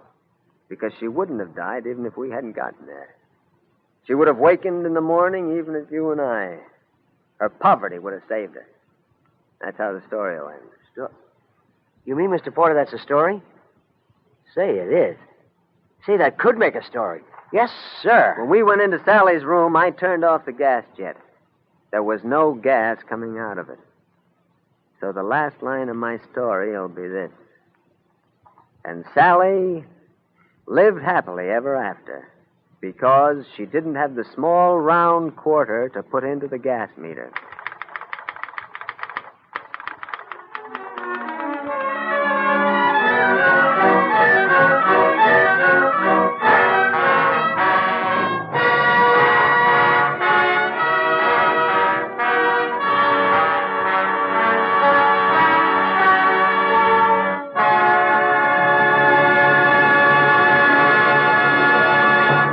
The Cavalcade of America thanks Carl Swenson and the Cavalcade players for their performance of our radio play about O. Henry. It was shortly after the turn of the century when his career as a writer attracted world attention. That wasn't very long ago, but it was before our wonder age of modern science, when the achievements of chemistry began to bring so many comforts and conveniences into our daily lives. One of chemistry's most brilliant achievements is the manufacture of America's #1 synthetic rubber, neoprene, of which DuPont now brings you the latest news in the story of chemistry at work in our world. In 1932, less than 10 years ago, a DuPont pilot plant turned out 250 pounds of a new synthetic rubber called neoprene. 250 pounds weren't much. Manufacturers experimented with it, found it useful, readily bought all of it, and asked for more. A bigger plant was built. Additions were put on. Still, demand exceeded supply, and larger plants had to be built. This year, a plant at Deepwater, New Jersey, is turning out neoprene at the rate of 13 million pounds a year. That still isn't enough. By fall, the Deepwater plant will be making neoprene at the rate of 20 million pounds a year. That amount won't supply the demand either. A new neoprene plant, built, financed, and operated by DuPont, is going up in Louisville, Kentucky. By the fall of next year, 1942, the Deepwater plant will be making some 20 million pounds, and the Louisville plant will be making more than 22 million pounds of neoprene. A grand total of over 42.5 million pounds a year. And there is every reason to believe that the supply, even so, will have difficulty keeping up with the demand. Neoprene was one of the first 5 materials, and the only non-metallic substance of the 5, to be placed under mandatory priority rule by the government. Why is there such a demand for DuPont's chemical rubber? Because it resists oil and is used on ships and docks, in hoses that load oil into tankers, for example. Because it's used where natural rubber might catch fire and burn, where it might carry flame along electrical wires inside a battleship, say. Because neoprene is used where natural rubber goes to pieces under the action of sunlight, which neoprene resists. Because hundreds of the machine tools that are so vital to defense production have parts that come in contact with oil and gasoline. And neoprene stands up better than rubber in such applications. Because the bulletproof gas tanks of our American fighting planes are lined with neoprene. Because every truck and every tank turned out on an American production line has anywhere from 1 to 100 neoprene parts. Those are a few of the jobs that neoprene does. Nor is it an accident that we find neoprene doing such jobs. It was exactly such qualities of service that chemists of the DuPont laboratories had in mind a dozen years ago when they set out to find a formula for chemical rubber. They weren't looking for rubber. They were looking for an entirely new material that would have the toughness and give and stretch of rubber, but that would have, in addition, special properties of its own. Unique properties that would make it better than natural rubber, that would enable it to do things rubber could never do. It is because America's #1 synthetic rubber has brilliantly fulfilled and even exceeded all hopes that were held out for it that the DuPont plant at Louisville will be making by the fall of 1942 more neoprene by itself than the combined output of all synthetic rubber plants today. In this time of national emergency, America has an invaluable asset in neoprene, a major triumph of the chemists who bring you better things for better living through chemistry.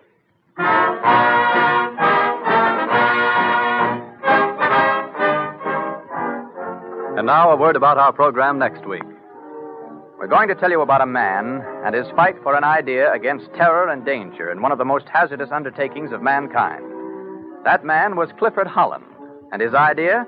Well, the great tunnel underneath the Hudson River that links New York and New Jersey in the service of millions today bears his name. We tell you the story of the man who built it and how it was built. with William Johnstone of the Cavalcade Players starring in the role of Clifford Holland. In our story of chemistry at work in our world, we will tell you about an explosive rivet perfected by DuPont, which is speeding up the manufacture of American aircraft today. We hope you'll join us at this same time next week when DuPont again presents the Cavalcade of America.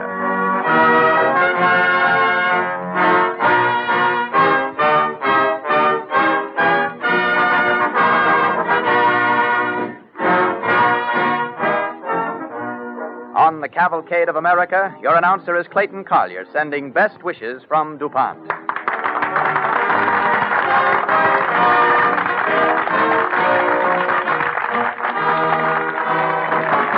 This is the Red Network of the National Broadcasting Company.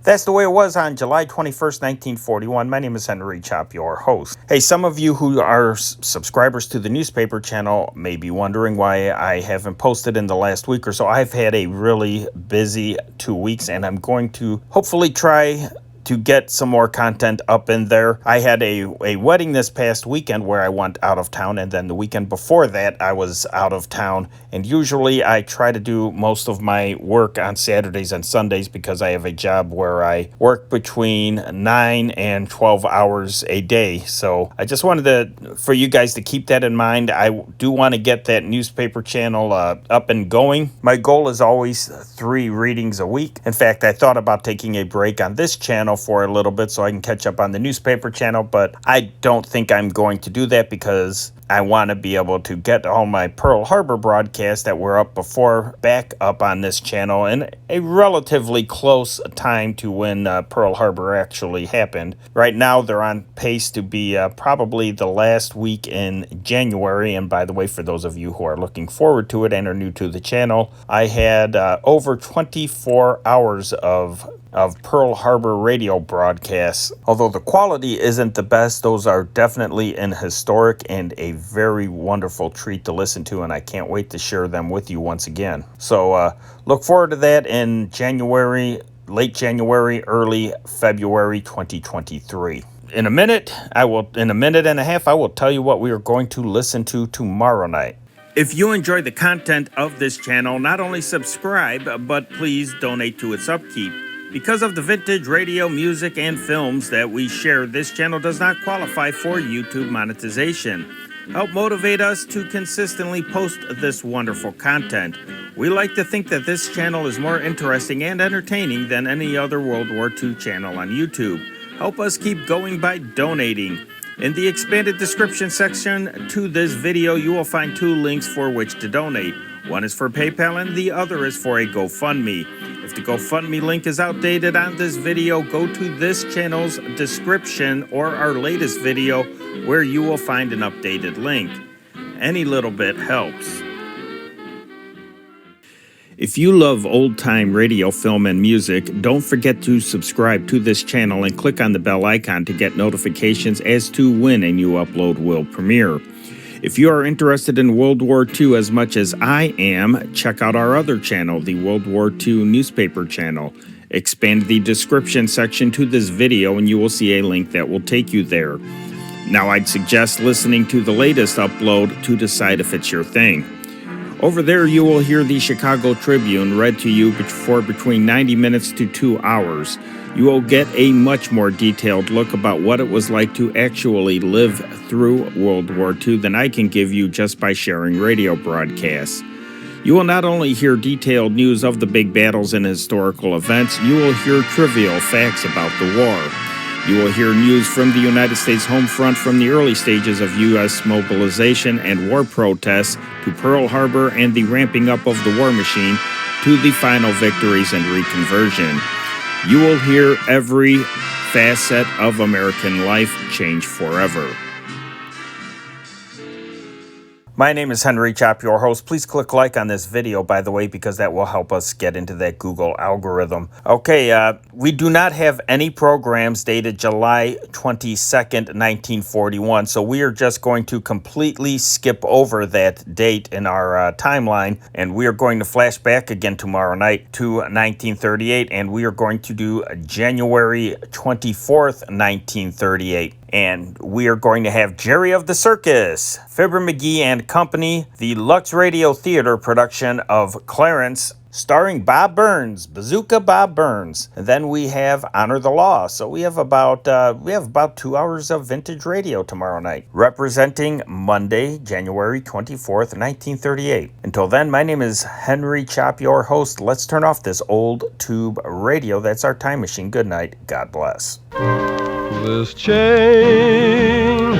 world, this changing scene, where is it taking us? What does it mean? As long as we're certain of each other, we know we don't have to be afraid. These changing times we rise above. We have no time for them. We have our love, and love is the only thing that still remains the same through all this changing.